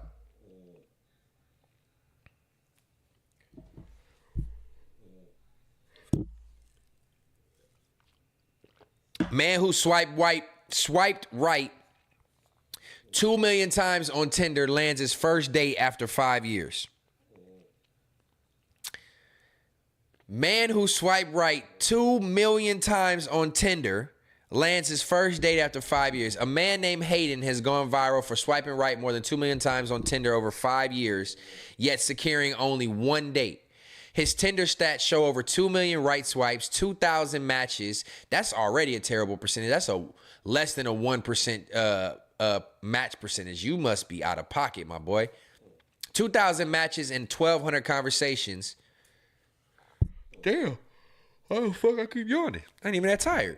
But just one in-person meetup. The story first gained traction on Reddit when the user shared a screenshot of Hayden's Tinder insights. His profile, which mentions fishing, desert trips, and owning 33 snakes, sparked both amusement and bewilderment online. Now the internet is buzzing with one lingering question. Who was the one girl who said yes? Social media users are calling it the greatest dating mystery of this year. And I could not imagine the loneliness or the fact of you ain't getting no ass that much if you had to swipe right 2 million times and you only had one person willing to meet up with you. He all Shaq from the free throw line. Shaq from the free throw line is better than this, boy. Could you imagine? Like, okay, look, I get it. Not everybody is attractive to where they getting anything they shoot at. They not, and no matter how much these niggas want to lie to you and say they getting all the ass in the world, they not beating they meat, they fucking bitches all the time, these niggas is lying, especially if they single. But being single and swiping on a dating app that's pretty much meant for hookups and never being able to hook up has to be the most depressing, lonely shit ever. Like, that's the type of people who end up offing themselves. You know what I'm saying? And that brings me to this right here. Masturbation. Look at this, y'all. New study finds that giving up masturbation may increase stress levels and even lead to symptoms of depression. That's the dog. Wait. Miss Moneybags back there snoring in the mic. Yeah, that's definitely my son over here. Damn, y'all can hear him? This nigga over here snoring his ass off. Remember when all you had to do is go to the mall or Walmart to find a woman? Yeah, it's a whole different scenario now. So look, I bring this up because my boy over here had a hell of a... I was talking about him being depressed and having all these mixed emotions and not being wanted. But then it also says here that masturbating and getting that nut off may reduce the symptoms of depression. A brand new study shows that refraining from masturbation can significantly elevate stress and increase the likelihood of depressive symptoms. Participants who abstained for a week reported lower levels of happiness, body confidence, and emotional resilience, suggesting that self-pleasure plays a vital role in emotional well-being. Well, I'm saying that to say that my boy over here had to be one of the happiest niggas in the world. Because ain't no way you didn't get a date for 5 years and you wasn't beating your meat. You was all Pamela the whole time. You know what's crazy to me too? And I'm just rambling because it's getting late. Niggas act like masturbation ain't normal as fuck. You niggas be lying. Because even at the height of having some of the baddest bitches in the world, I was still, you know what I'm saying, taking care of business when you lonely. So let's not sit here, Angela. So let's not sit here and act like everybody don't please themselves. I think it's even normal in relationships. You got to find time for yourself, baby. Don't rely on me to help you get there. Sometimes you got to do it. I be tired. But look, to summarize, I never really did the age of the dating apps, Tinder and all that. I think I had a link up on Tinder one time. I got in my relationship in 2020. So before that, I really wasn't hip on the dating apps and Tinders and Plenty of Fishes and all the hookup apps. I never really got to have my life of indulging in that. So I don't know if y'all in the chat use Tinder or all these things to hook up, but is it really that easy? Is it really that easy to find somebody to link with? Like, do people like match with you and you just message them like, hey, yo, let's link? Or is it like, I got to get to know you? Or are they throwing it at you? Because this man swiped right 2 million times and didn't get one date. Not him. I don't know who it was, but you must be an ugly motherfucker to have not got a date in 5 years. And he was for sure whacking that Willie. On God. Pandemic Tinder was busting. See, my girl had me locked down. I ain't even get no Tinder pussy. Ain't that a bitch? I ain't even get no Tinder pussy and shit. Damn, motherfucking pandemic pussy was busting on the internet, huh? God damn, I don't know what that means. Joe Spoon said it was too easy. Playmaker 888 says that's how it works, but links ain't easy. It was easy a long time ago. Damn, I be damned if a bitch is on Tinder and you gonna be stingy with the pussy after we match. We didn't match. What more do you need? Match my dick with your vagina. What more matching do we need to do? Because I remember when I was on there briefly, we wasn't finna play no games. But to be honest, bro, bitches is nasty out here. I ain't even gonna lie. So to just randomly link up with somebody you have no idea their history, and think about it.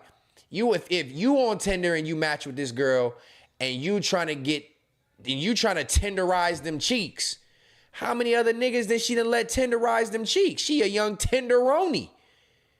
How the fuck? You niggas is nasty low-key if you fucking bitches off these dating apps. I'm not even gonna lie to you. Because I'm not here to say that women that you meet in public, in person, ain't just as promiscuous. But at least she ain't online trying to, you know what I'm saying? You don't see her and hook up with her from a dating app that's meant to give cheeks up. Hell no. I couldn't do it. I'm not doing it.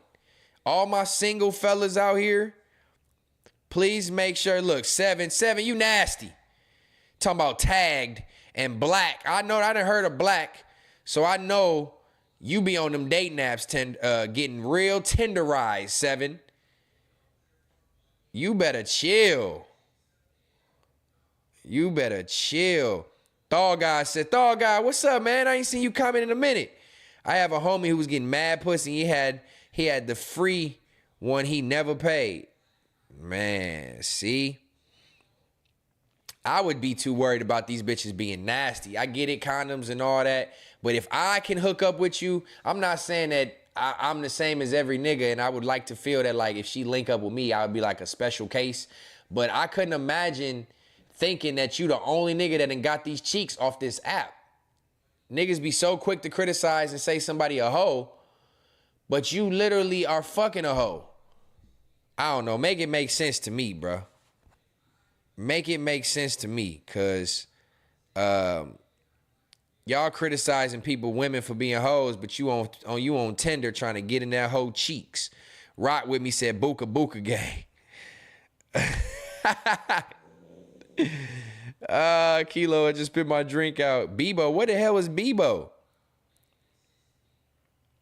What is Bebo? See, y'all got that vintage dating app pussy.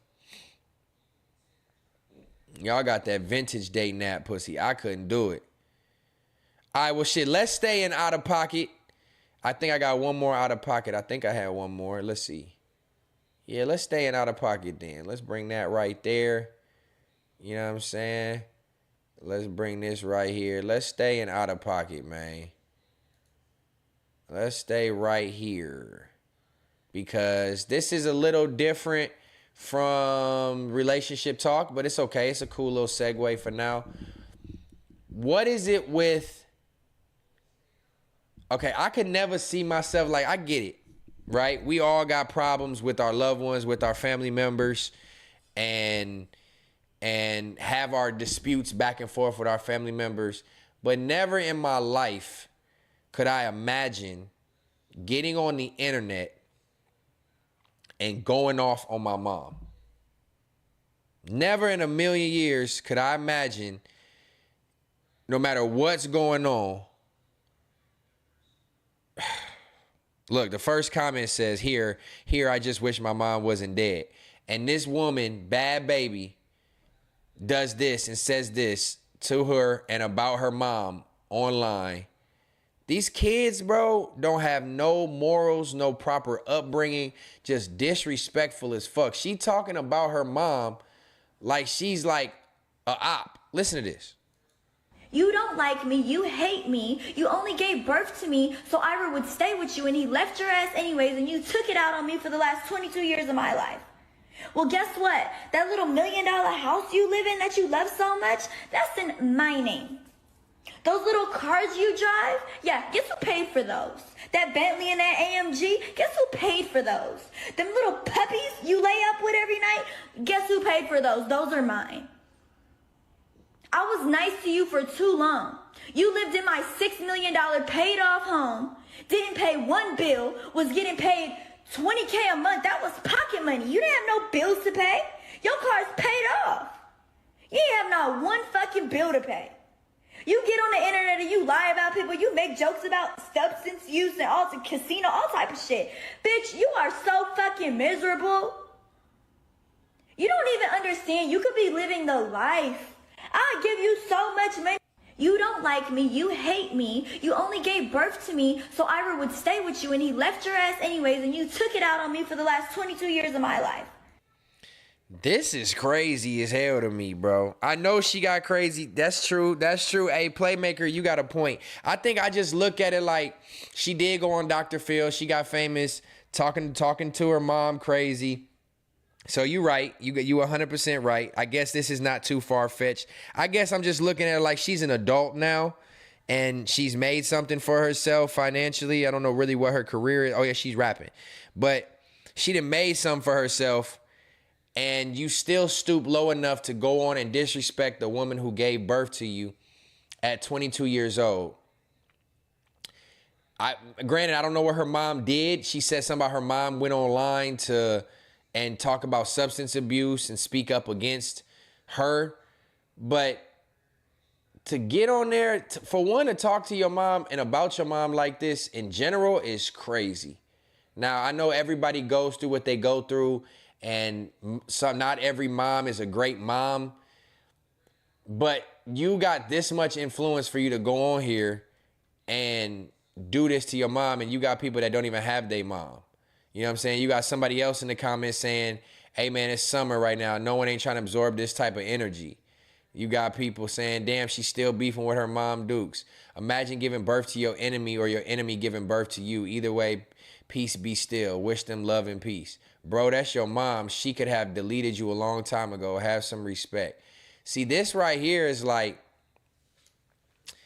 I guess it's some white people shit. Cause I don't think no black woman gonna get on here and do this to her mom. I could be wrong. There is some fucked up people out here for sure.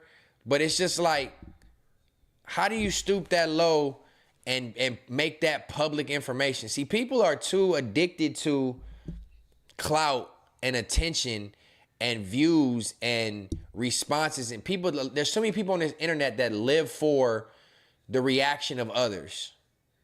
Like that's their whole livelihood is based off of the reaction and support of others. So they're willing to show every single private piece of information online for the sake of fame and celebrity. And we got, to me, that's the definition of selling your soul, to be honest with you. What happened? Ain't she fighting cancer? Oh, you talking about Bad Baby? Keith Gill says crazy work. That's crazy work. BJ says she got 50 million from OnlyFans. That's crazy because niggas is perverts if you want to see Bad Baby on OnlyFans. It's people like her why some Middle East countries hate Western civilization. Facts. That shit would never happen over there. What's that neck thing she doing? She been dumb. Damn, y'all all on the same page I'm on. Yeah, that shit is crazy. She fired too as a rapper. Bars. What's 7-7? You taking up for her? You said you fuck with her? I mean, I heard some songs and shit. She got a little bop to her, but her personality is just unattractive. It's a turnoff. Why would you want to support somebody like that? You know what I mean? Like, that's my opinion on it. Why would you want to support somebody like that? When you talking to your mom like that, I would never think, like, she could never have a friend. I would never want to be her friend. Look how she talking to her mom. But people are so brainwashed with this fame and celebrity shit that they'll do anything for the attention and clout. I talked about at the beginning of this episode. You got motherfuckers turning their back on their loved ones and people who really fuck with them just to go suck dick to another celebrity in the club and suck out his bottle and act like everything is all cool and peaches and cream just for the sake of clout and attention. Look, this is a perfect example. Great segue. Check this out. Artists in this market, 2025, should desire fame. I think you got it totally wrong because the idea of being famous is actually immature. And with what's happening with AI, like, I don't know if those days are even going to be here. I don't know if fame is going to be a thing anymore. The celebrity is almost dead. Yeah, it seems like it. I don't think people, in many ways. Yeah, it's many ways. I think it's about credibility, it's about audience, and it's about monetizing what you have. Essentially what he's saying, all the clout chasing, all the fame seeking, all the trying to go viral and be a one-hit wonder per se, that shit is dead.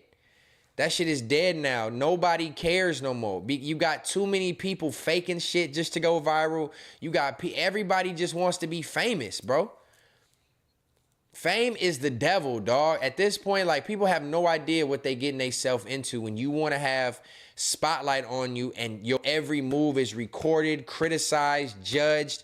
You're labeled as such. You can't escape narratives. Like, that shit is mentally exhausting and is literally like damn near like selling your soul, bro. If you doing things to intentionally, like if you creating something with the idea of, oh, I'm about to go viral, or oh, I can't wait to be famous. Like, I want all the attention. I want the popularity and the spotlight. No, you fucking don't.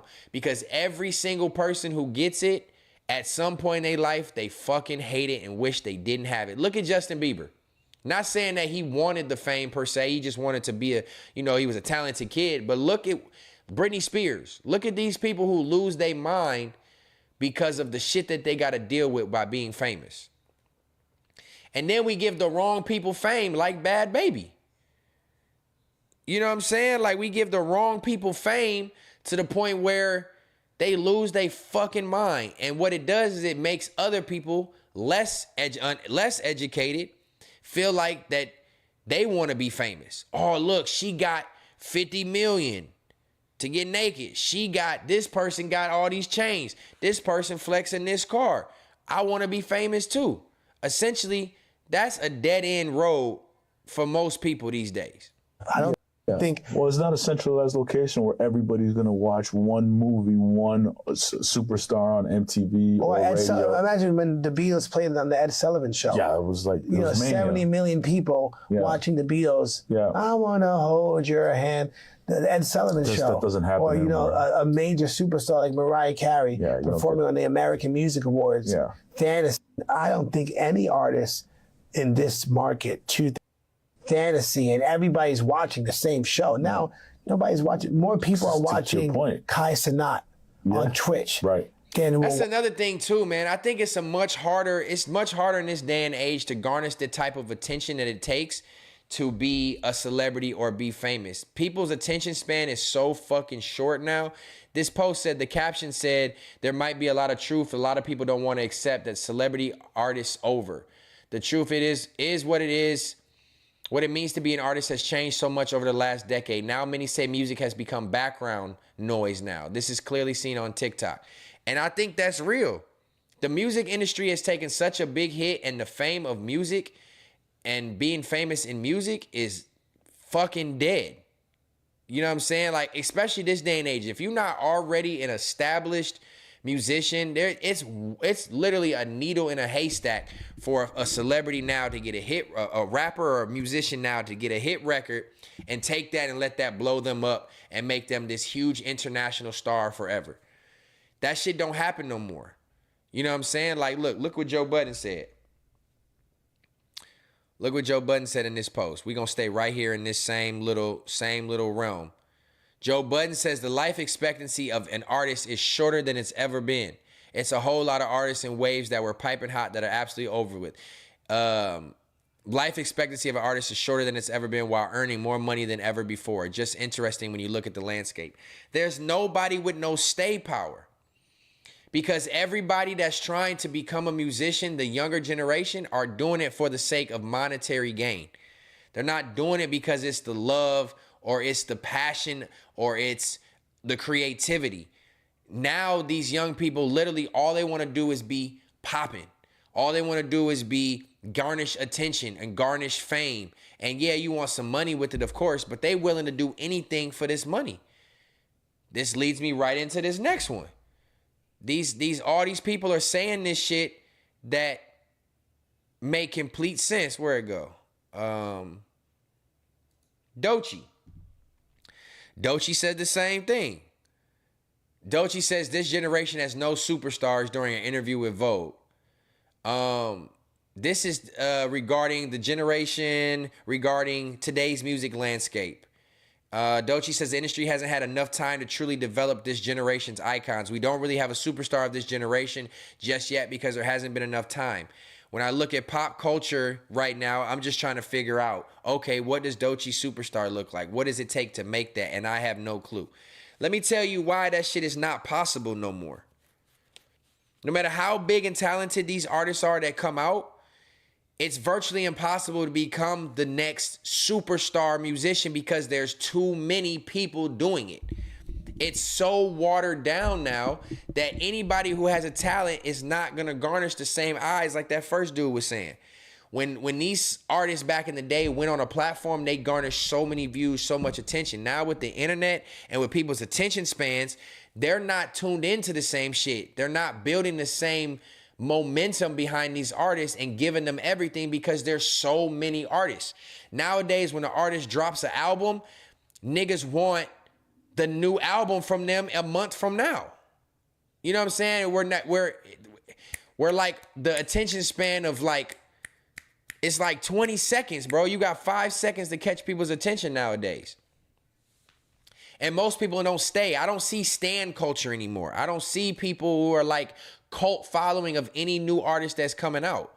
You got the few people that have done it. Like, I don't fuck with them, but like the Playboy Cardis and the Lil Uzis and all these like, I don't even know what type of fucking fame you would consider these artists, or what type of genre you'd consider them. But it's very few artists that have the stay power of older generation of music, which is another example. Check this out.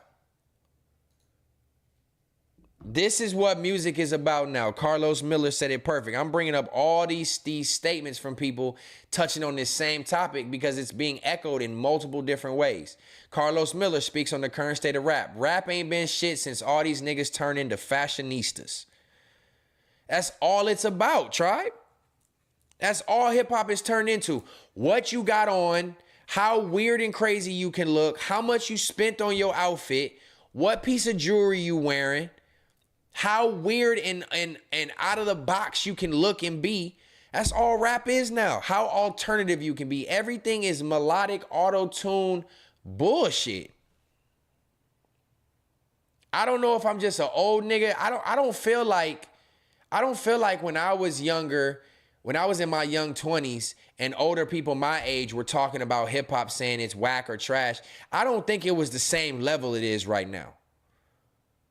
Like, we're at an age now where, oh, matter of fact, I got another clip for that. Besides the fact that everybody who care about fashionista, all niggas care about is what niggas is dressing and putting on. That's why I fuck with niggas like J. Cole, because he don't give a fuck. That nigga gonna be in an inside out t-shirt, some sweatpants, nigga throwing some Crocs, and still out rap everybody. Niggas ain't gotta be fashioned up. Like, this whole fashion kick in hip hop is literally ruining hip hop. Like, the shit that we grew up on as hip hop is not the fucking same hip hop no more, bro. It's to the point now where, here's another clip. It's to the point now, I remember when I was younger and niggas was like, man, ain't nobody checking for them old niggas. Ain't nobody listening to them old niggas in hip hop. Them niggas, oh, it's about the young generation. The young generation got hip hop. Them days are over. I don't know if it's just because I'm mid-30s that I see it and feel it differently.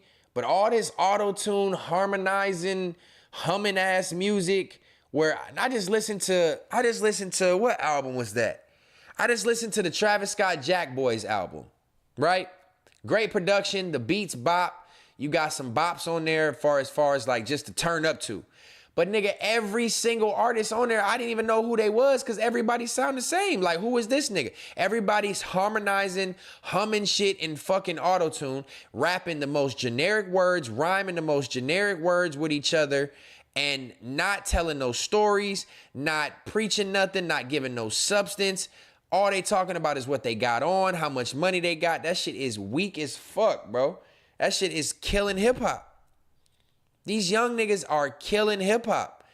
And it's the consumerism. I get it. They're doing what most people, they're doing and rapping what's being consumed the most. So they're literally following a trend.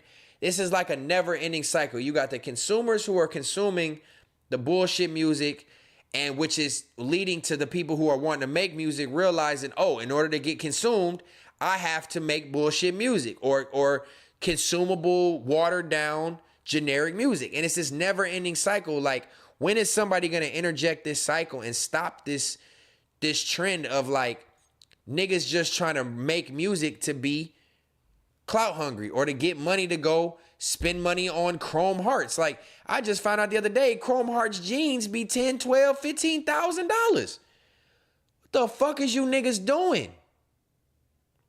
They so brainwashed that they feel like in order to be popular or trendy or keep up with the Joneses, you gotta break the bank on fucking fashion.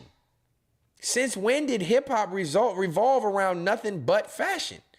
To the point where that's the prime need for people to feel like they've reached a level of success. I'm gonna go get me some chrome hearts. I'm gonna spend $15,000 on a pair of jeans. Shit is out of pocket. Check this out. Check out what my man said and how accurate this is. I don't think there's ever been a time like this.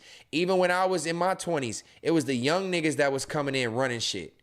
You know what I'm saying? When I was trying to think how old, in the early 2000s, 2003, 2000 to like 2010, it was the new generation of artists coming in that was like the niggas.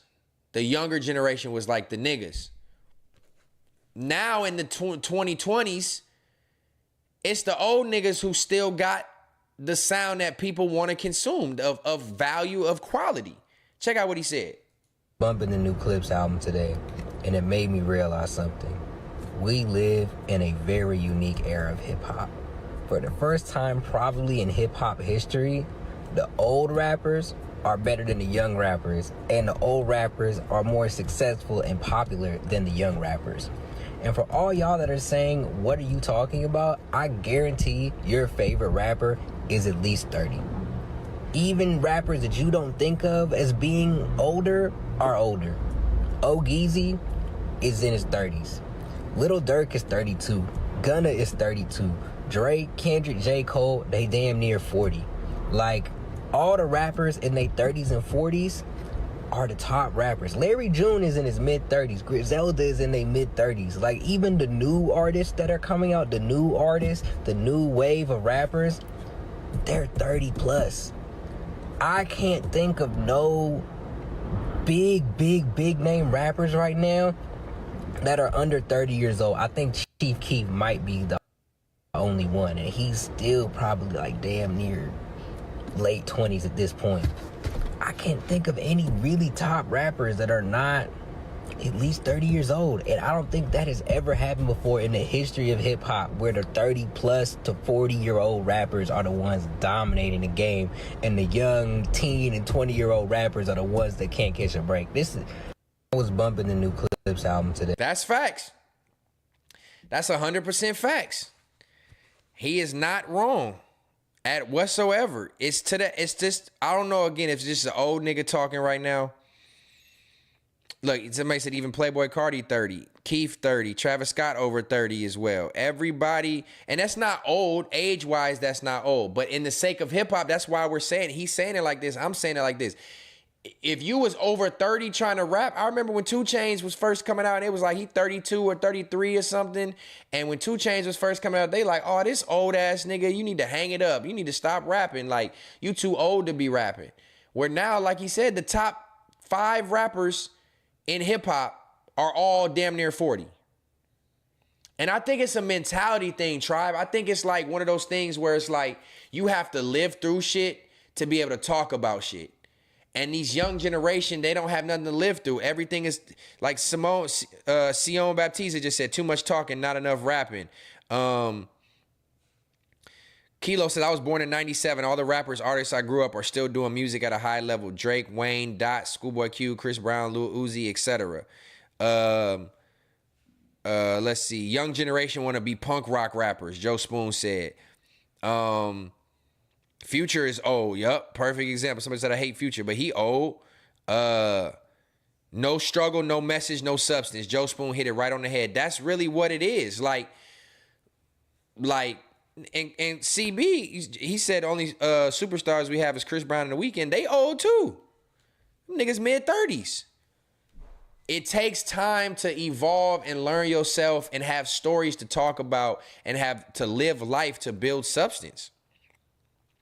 All the young generation that's trying to make music now are doing it because it's trendy and they feel like, oh, if so-and-so can do it, I can get in this motherfucker and just put some auto-tune on my voice and say whatever too. So it's leading all these young people astray to the point where they feel like it's that easy. Just get a microphone and say whatever and chase clout and chase fame and let me put on this fashion and let me put on this certain outfit and I'm just gonna look like a rapper. It's all a fucking facade now. You know what I'm saying? Who right now, y'all in the chat, y'all interactive on this conversation, I fuck with it. It's a different time now. Who in their teens and 20s is like a popping rapper? The only thing I can think of is NBA Youngboy. And I'm pretty sure he's late 20s by this point. So it make me think like, I don't fuck with Youngboy and his music. To me, that shit is trash too. Just my personal opinion on substance, content, audibility, listenability. It's not my cup of tea, just me personally. But like who is these young rappers that are popping? They realize these labels is throwing out money for a song and trying to get them for their rights for everything. So these labels are trying to sign young artists, but who is valid? Damn, mid-30s is old now. Yeah, 7, we old. I'm going to be 37 in a couple months. Shit, I guess I'm an old head. It is what it is. But I will say the other day, this dude told me he thought I was like 25. I'm just saying, you got to keep a young spirit about yourself, man. Eat your fruits and vegetables. Take care of yourself. I'm about to be 37. I don't have no gray hairs. Well, I think I had one little gray. I had one little gray in my beard, though. Just one. But I'm like, you know what I'm saying? Like, I did have a receding hairline, but that was hereditary. That started early. That wouldn't have been showing my age if we just keeping it a bean. But it's like, take care of yourself. Take care of your mental. You know what I mean? Like, watch what you consume. What you consume will age you faster. You know what I'm saying? It's like, YB the only young nigga doing numbers. He 25? Okay, so he probably the only young one that's out here. Lil Uzi, I don't know how old Uzi is. Somebody said Playboy Cardi was 30. That's the people I think of, in my opinion, are the youngins. The people who are alternative rap and like all auto-tune and literally just rhyme the most simple words and don't put no real thought. The niggas who going in freestyling they songs and saying they finished the song in 10 minutes, them the people I'm talking about. They brainwashed to the point where they feel like all they got to do is be a fashionista, catch a little TikTok trend, and that's all it take. I didn't grow up on that type of hip-hop, tribe. Maybe that's why I'm so critical of it, because I got I Love Hip-Hop tatted on my arm for a reason. Like, I thought, or what the hip hop that I fell in love with was, let me get this off the screen. Hold on. The hip hop that I fell in love with was different, man. Hip hop came from a place of struggle. It came from a place of speaking and preaching to preaching knowledge and fucking trying to educate through rap while also being entertaining and taking time to your penmanship. You know what I mean? Like, you got to think older rappers are looked at like lyricists. You know what I mean? Where young rappers are just like, you don't think about young rappers as being lyricists. And again, that comes with time, wisdom, learning words, understanding how to make plays on words. And it's just different with older people. And I came from an era of hip hop that put their focus in, like I said, I'm about to be 37, man. I remember first really consuming hip hop without a parent present at like 5 years old. I was listening to Bone Thugs and Harmony. I was listening to Criss Cross. I was listening to Tupac at like 6. You know what I mean? And everybody, you had to be really talented to be recognized. You had, in order to get, there was no internet, so you had to be all radio play. You had to have good concerts. You had to, your CDs had to sell physical CDs. It was no get on the internet and have fan clubs and have somebody else hype up this artist so that everybody else go listen to them. It wasn't like that. I came from an era of hip hop where you had to be talking about something and you had to have real talent and real lyricism and real deliverance. You had to be able to captivate audiences without hype or trendy shit, viral shit be the reason why people pay attention to you.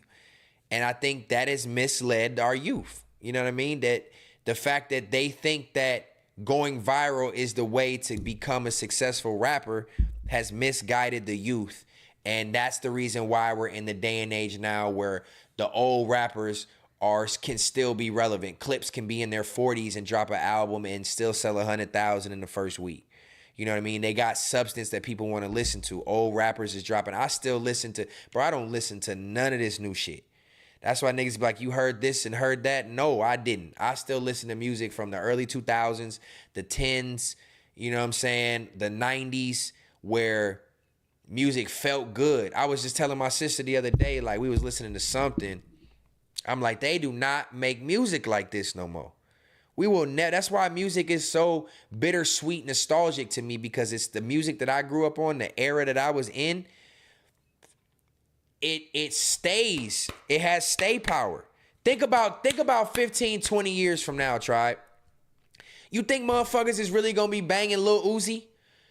You think the niggas that's in their teens now, in their young 20s, they gonna be playing Playboy Cardi when they in their 40s? Fuck no. All the artists have stay power. Jay-Z, 50 Cent, T.I., Jeezy, Nelly, Eminem, Clips, fucking Ludacris, all these artists that came out in that generation are still gonna be listened to, not only to this day. 50 Cent is still touring all over the world, selling out everything. This man ain't dropped a legit album that had super success since like 2007. This is what I mean by music being different and why I'm so critical over music and hip hop, is because I came from a different era in hip hop. I came from an era where what you was talking about had to mean something, bro. You had to captivate people. So when I got this I love hip hop tatted on my arm, it was because I loved the culture that it came from. Like the artistry of hip hop. That's why when I got I love hip hop tatted on me, I got it done like a graffiti artist. The font is like a graffiti style font. It's the core of hip hop. Nowadays, these niggas don't know what hip hop is, bro. These motherfuckers do not know what hip hop is. These niggas just want to be down and look cool. You know what I mean? Eddie the Day, what's up, my boy? He said when I was 4 or 5, my bro let me listen to his Too Short cassette, The Ghetto. Facts. I was listening to Ghetto Boys. I was listening to Too Short. I was listening to, God damn, it was so many back in the day. Damn, cassettes was crazy. Now that you just mentioned, I still got some of my cassettes. But it's like, it was a different type of Nas. I bought Illmatic at 9, Reasonable Doubt at 11. Jay-Z. Look, y'all know Ludacris. It's sad now, but hip-hop has been so marginalized to feel like people think it's a young man's sport because all these young people are trying to take advantage of an easy out. It's easy now. Go viral, make something that has some harmony, some catchy shit. But I promise you, if these young niggas is not saving their money and investing, they will be here today, gone tomorrow. None of that shit has stay power. All these young artists that's coming out talking about braggadocious shit and with no real substance will not last. They will not. Kilo said, damn, Stet, you 11 years older than me. You a unk for sure. Fuck you, nigga. I'm definitely unk status now. I don't want to feel like I'm that nigga that's hating on the young generation, because I don't think it's hate. I think I'm coming from a place of what something that I once loved not being the same anymore and it being ruined by people who don't cherish the art of the sport. Let me say that again. I feel this way because I see a bunch of young people trying to be a part of a sport that was designed and created one way, and they're coming in changing the narrative of it to the point where it does not have the same value anymore. It does not have the same stay power. It does not have the same longevity to the point where, like, my aunts and uncles was still listening to the old rappers that's still relevant to this day. I'd be damned if in 10, 15 years people are still listening to all this auto-tune ass music, bro. I just don't ever see it being a long-term thing, and it's watered down hip-hop to the point where we done damn near, it's like history. We done damn near lost the history of the game because there's so many people that had came in and fucked it up for the sake of being a fashionista and being money hungry and wanting to be trendy and popular. Shit don't even matter no more. Young niggas killing hip hop and themselves. Facts, Sean. You hit it right on the head. They killing hip hop and themselves. That's all it is. Bro, if I hear another young nigga hop in hip hop and all they talking about is guns and killing shit, like, what are you doing? Walking them down and 30 clip to the head. I got a Glock switchy on my hippie. About to do a drippy, trippy, crippy. Like, you niggas are not talking about nothing. You're perpetuating violence. You influencing other people to think that gun motions and triggers and videos is the cool shit to do. What happened to dancing and having a good time? What happened to creating music that you can get goosebumps over? Shit ain't a thing no more. Nah, Kilo, this is my point. You said Cardi has a crazy fan base. Gonna be hard for him to fall off. No, it's not. No, it's not. Because that same fan base that follow him right now is young and young mental minded. As soon as they grow up and mature and evolve in life and have kids and get a girlfriend and settle down and have a job and get out of the clubbing, partying, turn up scene, their fans are going to slowly no longer support them. It's the same little trap that Bow Wow got stuck in. And Bow's a legend. Can rap his motherfucking ass off. Y'all know how I feel about Bow. He's one of my idols, one of the inspirations to me to even want to start really making music. So I fuck with him heavy, but it's the same trap he got caught in. He was a kid making music that appealed to kids. And when those kids got older, they was not following along with them. It's the same thing that's going to happen with these young auto-tune rappers. They making music for these kids now that consume this bullshit. But as soon as they mature up and realize carrying guns and wearing upside down crosses and weird ass outfits and painting their fingernails and getting dermal piercings on their eyes and wearing thongs and shit, they going to realize that all this shit is goofy. Their fans are going to move away from them. They will not have stay power. They will not have the same stay power. Man, Logo Secret, I normally fuck with you, but ain't no way you can say that man's music is hard. That nigga is trash. He does have a crazy fan base, but look, Logo Secret said it's luxurious drug rap. That's what it is. A bunch of druggies. As soon as drugs and guns got introduced into hip-hop as being the sole base of what people are consuming, it continuously went downhill. It went downhill. And you know what? It's looked at like these execs and these labels and these people in charge of this music are marketing it because it is detrimental to the youth. It's detrimental to the youth because why not push an agenda of materialistic rap? You're going to get all your money and you're going to go broke and spend it on material items just to try to keep up with the Joneses. Look, check this out. I can talk about this type of topics all day, bro, because I'm passionate about it. It's what's being done to my community and what's being done to something that I literally fell in love with. Could you imagine have something that a girl that you fell in love with, fellas, or ladies, a man that you fell in love with, and they let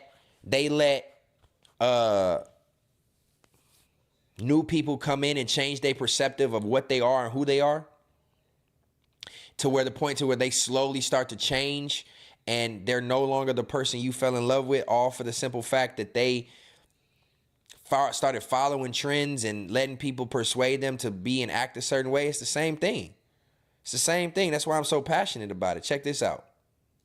You know, we buy 3 times the amount of Mercedes-Benzes as Caucasians, and we don't even have 1/3 of the wealth of white folks. Because Negroes love status symbols, and we love to look rich even if we are not. And that's one of the reasons why I didn't buy a new car until my 1995 GMC Jimmy died on 95 South. You say, you a whole psychologist. Why you ain't got no new car yet? For what? Who I got to prove something to? And I got that engine replaced, I got the trans replaced, and then one day driving back from speaking in Coatesville, Pennsylvania, back home to Philly, my engine died. She would not wake back up. I tried to give her mouth to mouth. That's when I had to buy a new car. One of the best things we can do for our children is to liberate them from compulsive spending and the need to have in order to feel they are some. You know, we. Ooh, best thing we can do is liberate our youth and our children from feeling the need to feel validated, essentially, from compulsive spending. 3 times the amount of Mercedes-Benzes as Caucasians, and we don't even have 1/3 of the wealth of white folks. We buy 3 times the amount of Mercedes-Benzes than white people, and we don't even have 1/3 of the wealth. See, look, man, this is what I'm talking about. All this shit, these are status symbols that our community uses that is being persuaded to think that they have to be somebody. Example, T-Rail. It's a perfect example. He's been without for so long, or didn't have, to the point where when he feels like the way to symbolize your success is with material items that cost a lot of money. Buying Mercedes-Benzes and all this expensive clothes for what? For what? Black folks spend money on luxury cars and designer to impress others, even though most can't afford it. It's the same thing with hip-hop. It's the same thing. Well, look, baby, I'm right here with Eric. Instead of prioritizing our knowledge into investing or saving or going without or not buying all these white brands, because essentially every brand that we're talking about is a major white brand. And I'm not saying this to be racist or against white people, because I'm half white. But at the same time, we got to be realistic and understand that in music, this type of behavior is being perpetuated. And it's majority of it's being perpetuated by the kids who are rapping and doing all this bullshit, talking about guns and clothes and money and all this. All it's doing is brainwashing the youth that's below them to think that all they got to do is rap like this and act like this to reach the same levels. It's a never-ending cycle. You know what I'm saying? It's a never-ending cycle. Shout out to the team, man. What's the word? He said, oh my God, I made it. Stat, the internet misses you. I miss y'all. I miss the internet. But there's a lot of things that I consume on the internet that are just toxic, and they make my head hurt. And certain things and topics I don't even want to talk about, because it's like, unless I'm preaching, and I don't always want to feel like I'm preaching or trying to persuade somebody to think a different way. But at the end of the day, we live in a society that is so fucking brainwashed. Damn, I didn't even have that video playing that whole time. Damn, I was playing this one. This is what I was playing. Because Negroes love status symbols, and we love to look rich even if we are not. And that's one of the reasons why I didn't buy a new car until my 1995 GMC Jimmy died on 95 South. You say, you a whole psychologist. Why you ain't got... Wait, this ain't out of pocket. This actually quite in pocket. Mac Wop, what's the deal, my brother? My brother. Appreciate you checking in, man. You probably got off your live doing your thing, man. I appreciate you stopping by, saying what's up to the tribe. You know we fuck with you over here, my boy. Yeah, man, we just preaching to the choir. You know what I mean? That's all. I'm just preaching to the peoples a little bit. We just talking about hip-hop, the current state of hip-hop, and why material items and material goods and is brand washing and being pushed on our community, and these rappers that talk about it are being pushed on our community to essentially keep us in that same trap. Keep spending all your money, all your tax dollars on material items and goods just to try to keep up with the Joneses, to look like you got something or to feel like you can brag. You know what I mean? You got niggas running around talking about, my hat costs more than your whole outfit. You niggas is not fucking with me. Because niggas think they spend a lot of money on clothes and material items and think they're somewhat successful. That's cap. But this is what I was playing for y'all. I didn't have the video up. Got no new car yet. For what? Who I got to prove something to? And I got that engine replaced. I got the trans replaced. And then one day driving back from speaking in Coatesville, Pennsylvania, back home to Philly, my engine died and she would not wake back up. I tried to give her mouth to mouth. That's when I had to buy a new car. One of the best things we can do for our children is to liberate them from compulsive spending and the need to have in order to feel they are some. You know, we buy. Liberate our children from compulsive spending in order to feel like they are validated. Boy, I tell you, he hit that shit right on the head, man. He hit that shit right on the head. And I brought that up just because for the simple fact that what I was talking about in hip-hop. That's all hip-hop cares about now, bro, is how cool do you look. Not what you talking about, not the knowledge you pushing, not what you doing for your community, not nothing. Not the essence of hip-hop doesn't matter in hip-hop anymore. That's why it's not even hip-hop. They need to call that shit hip-hop. Hip-hop, hip-popular. Because that shit don't matter no more. It don't matter at all no more. Check this out. We gonna end up wrapping it up right around this. Shout out to the 100 people still tapped in. Context matters. You are appreciated. We're going to wrap it up right around after this topic. We'll open up the phone lines before we close out. We're going to do a good 4-banger tonight. That girl going to be mad at me for doing a 4-banger, but it is what it is. I had to bounce back. I ain't been on here in 2 weeks. So I got to show my love and appreciation, man. Long form, good content, consumable content. We ain't just rambling and saying a bunch of means, and that's all I'm trying to tell yous. We actually having good conversation. You know what I'm saying? But look, this is what I want to show y'all real quick. It's a perfect example. I swear all this shit just be tying together. I don't know how this shit works every night. That's why I feel like I'm in the right place. This is old. A lot of people have seen this, but back in 2018, Payless conducted, y'all remember Payless if you old enough? Payless Shoe Source conducted a bold marketing experiment by unveiling Palessi, a fictional luxury store in Santa Monica. The company transformed a former Armani store into a high-end boutique, stocking it with regular budgeted friendly shoes and cleverly rebranded under the Palessi name. To enhance the illusion of exclusivity, Payless partnered with the advertising agency to create an opulent ambiance featuring gold mannequins and extravagant decor. So essentially what Payless did, which is Payless is known for cheap shoes that people could afford and used to get cracked jokes on if you bought shoes from Payless back in the Gap. But all they did was transform a store, make it look high dollar, call it a new name, and sell you the same cheap-ass products and watch what people's reaction is. It ain't no sneak dissing. It ain't sneaking if I'm sneaking around saying it. I'm saying it direct. I call niggas' names out. It ain't sneak dissing. You know what I'm saying? Big Chief Super, appreciate your comment, but I ain't sneak dissing nobody. That ain't sneaky. Sneaky would be not saying names. Niggas know who I'm talking about. I just said the names at the beginning of the chat.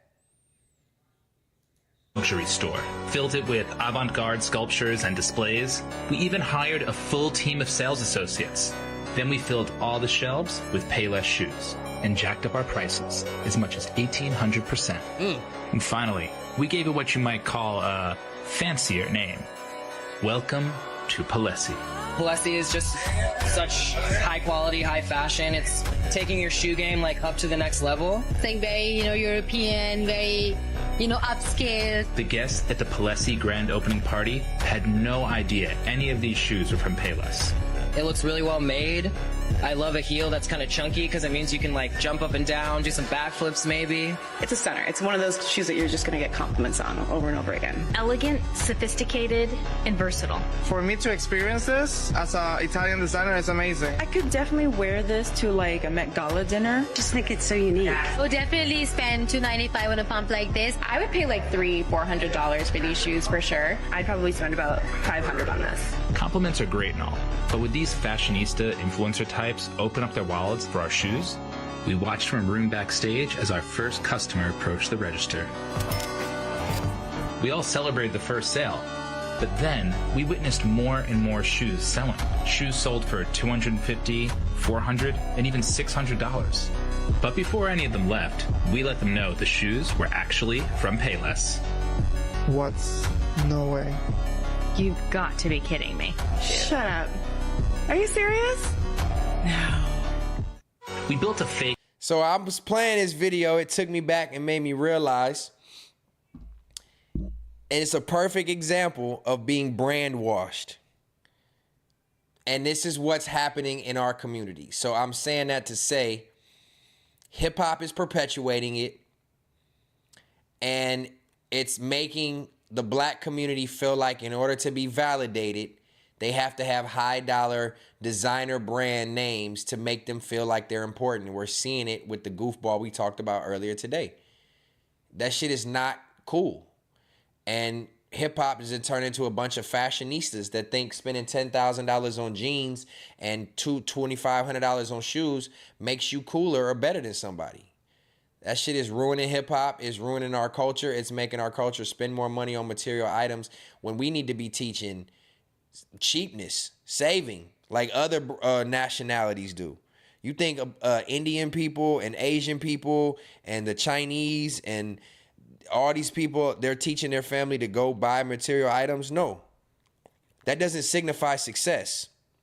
You know what I'm saying? That doesn't signify success at all. That just means you're a dumbass who spent your money on something that was made in the factory for $20 and you spending $2,000 on it. It's bad. Now, don't get me wrong. It's cool every once in a while if you want something nice, you want something that looks good, but buying shit specifically for the brand is hella out of pocket. Hella out of pocket. And it's being perpetuated in hip hop too. You know what I mean? That's how I feel about that shit. That's how I feel about it. So what we gonna do real quick, just in case there's anybody still awake. I know it's late. It's super late. Damn, it's 11:30 Pacific time, 1:30 a.m. Central time, 2:30 a.m. West Coast. If you are still in this motherfucker, I appreciate you. There's still 85 people kicking it with me. Your time is appreciated. Your ear is appreciated, like I've been telling y'all. And I am going to resort back to what I talked about at the beginning of the stream about potentially moving my streams up earlier so that if we are on for a 4-banger, we're not pushing into the wee hours of the morning. It's more of like a 4-banger ending at 10 p.m. Pacific, midnight Central, maybe 1 a.m. East Coast. It's a little bit more tolerable. And I'm really thinking about doing that just for the sake of people who want to stay around and stick around but actually can't because they got to wake up in the morning. You know what I mean? But yeah, we did a good 4-banger, 3 hours and 57 minutes. Let me take this out of pocket off the screen and bring back Fair to Say. If anybody wants to make a quick call in over the next 5 minutes, the line is open, 323-364-3334. I got the phone lines hooked up to the Rodecaster to where we can hear you well and we can have a quick conversation. You can give me your opinion, your feedback, whatever it is. I just want to make sure I open these lines up every episode to at least allow people the ability to call in and give their 2 cents and show some value and appreciation. I want everybody's voice to be heard on Context Matters because a lot of people got some great feedback and great opinions on what we talking about. So phone lines are open. I'm going to tap in with the chat real quick, see what y'all talking about before I get out of here. I will be back on Sunday. I'm making sure I'm holding myself accountable and popping out twice a week and just rebuilding that algorithm, that consistency, doing some joint streams where I bring people in on camera and, yeah, man, have some more dialogue with other people so y'all not listening to just me. Even though we doing okay with it, I will say that I do understand and appreciate the feedback when it comes to guests and shit like that. So we will make it happen. Phone lines are open. In the meantime, if you need a rug, if you need a sign, if you need a money bag, everything is for sale. Everything is for sale. You get a rug, you get a sign, you get a money bag. Contact me now. Hit me on the DM on my Rugged Out Customs page. Hit me on my personal Stet 2.0. Let me know you need some art. I'll be happy to get you something dope. Shout out to Crippy Z tonight for going crazy. Shout out to Seven one time for going crazy. I appreciate you, Seven. I appreciate you, Crippy Z. I appreciate you, Meezy Gang. Everybody who contributed to the super chat, you are appreciated. But even if you didn't super chat, just being in the chat alone, it is appreciated for real, for real. This is Context Matters. Context Matters episode 27. 28 will be coming right around the corner. 29 will be Thursday. So not this following Sunday, but next Sunday should be episode 30. which is crazy as hell to me, doing this by myself for 30 episodes, 30 plus actually, if you count Third Law. Third Law is going to come back probably in August, and I want to try to do that once a week, and that will be where we watch things together. To be less interactive, less topic-based. We'll find documentaries to watch. We'll do some Stetspiracies in there, go over conspiracy theories. We'll talk about and watch viral videos, and it'll be like Discord, all that. I'm planning on bringing that back properly. I know I said that before, but I was trying to focus on Context Matters and, you know, doing it solo. Like I've been telling y'all, sometimes my mind gets overwrapped. I'm an overthinker. I'm a Libra. I think a lot, overthink a lot, got OCD a lot, and it's prohibited me from really spreading these wings. But we working on it, man, and we getting there. So come August, let's bring back Third Law. And we'll do it where we react to things that are viral and long form videos, watch documentary clips and shit together. And, you know, just kick it more so than have to worry about being entertaining per se. You know what I mean? Just a kick it stream where everybody can laugh, talk, and have like a group setting type vibe. That's what I want to do with Third Law. But I appreciate y'all, man. If there's nothing else, chat is slowed down, which means people are signing out. Your time has been appreciated. We'll bring back Fair to Say soon. And we did 4 hours and 1 minute. We hit that 4-hour mark. I promise when I came in, I thought I was going to do 2.5 hours. But sometimes this is when that organicness kicks in and we just kick it and have a good time. I hope y'all enjoyed it. Shout out to Miss Moneybags for helping curate some of the topics tonight. Shout out to me for bookmarking and curating some topics. Seven even told me she would send me some topics and ideas last time I was supposed to go live, which I didn't. Shout out to her. If you yourself want to bring up a topic, you can DM it to me. I'll put it on the list for the next stream, and I'll shout you out for bringing up the topic, and you can get my opinion on it. We can have conversation on it, open up the phone lines on it. If there's something that I missed because I don't be online a lot and that's important that you think needs to be talked about and that there's context that needs to be covered, please let me know. I will say I've been seeing the term context and context matters in a lot of shit on Reddit and other places where people are putting context matters because motherfuckers just be doing and saying anything, and the context matters to everything. So I know y'all are definitely saying that based off of my stream, and it is appreciated, man. But I could talk all day, all night. I could literally do a long ass stream and talk forever, but I'm about to go kick back and relax with my lady before she got to go to sleep, and I'm about to have a snack, some ice cream or something, and cool off from this hot stream, man. Shout out to my dog Macwop, Nicki Minaj, you tripping. Shout out to Academics for marking niggas out. Shout out to my tribe. Shout out to Seven. Shout out to the super chats. Shout out to all my mods. Y'all been holding shit down like always. We already finished Love Island, Joe Spoon. Yup, I'm a nigga who was watching Love Island with my girl, and I was overly invested. I will admit it. But I was watching with my girl, and, you know, I stand on that. I don't give a fuck. I don't let nobody make me feel insecure about none of my actions. I know my masculinity. I know I'm confident where I'm confident. So niggas can laugh and say what they want to that goofy ass nigga. But I would have stood on my business. I wouldn't have started calling niggas bitches and getting angry and mad and start saying niggas is less than me and all that just because I decided to watch Love Island with my girl. It ain't about being tapped in. It's about just having downtime and fun things to take your mind off of bullshit. So with that being said, I do appreciate y'all again. And I will see y'all Sunday. I'm popping out Sunday. It'll probably be earlier than normal. I don't know what we're going to be talking about. Hopefully there's some shit that goes on over the next 3 days that's worth talking about. But if not, I'm going to still click go live and we'll sit here and fucking stare at each other. I don't know. But consistency is key. And I got to get back to putting this key in this door so I can step through these doors. You know what I'm saying? Much love, tribe. You are appreciated. Please make sure if you're still present right now, you hit that like. There's 75 of y'all in here. I don't know how many likes we at, but I'm praying that y'all can add a couple, maybe like 20 or 30 more. Click that link before you get out of here. Drop a comment when the video ends. Go ahead and order something from me and support your boy so I can keep popping on here more consistently. But love to love. Context Matters, episode 27. Until 28, y'all be great. Holla.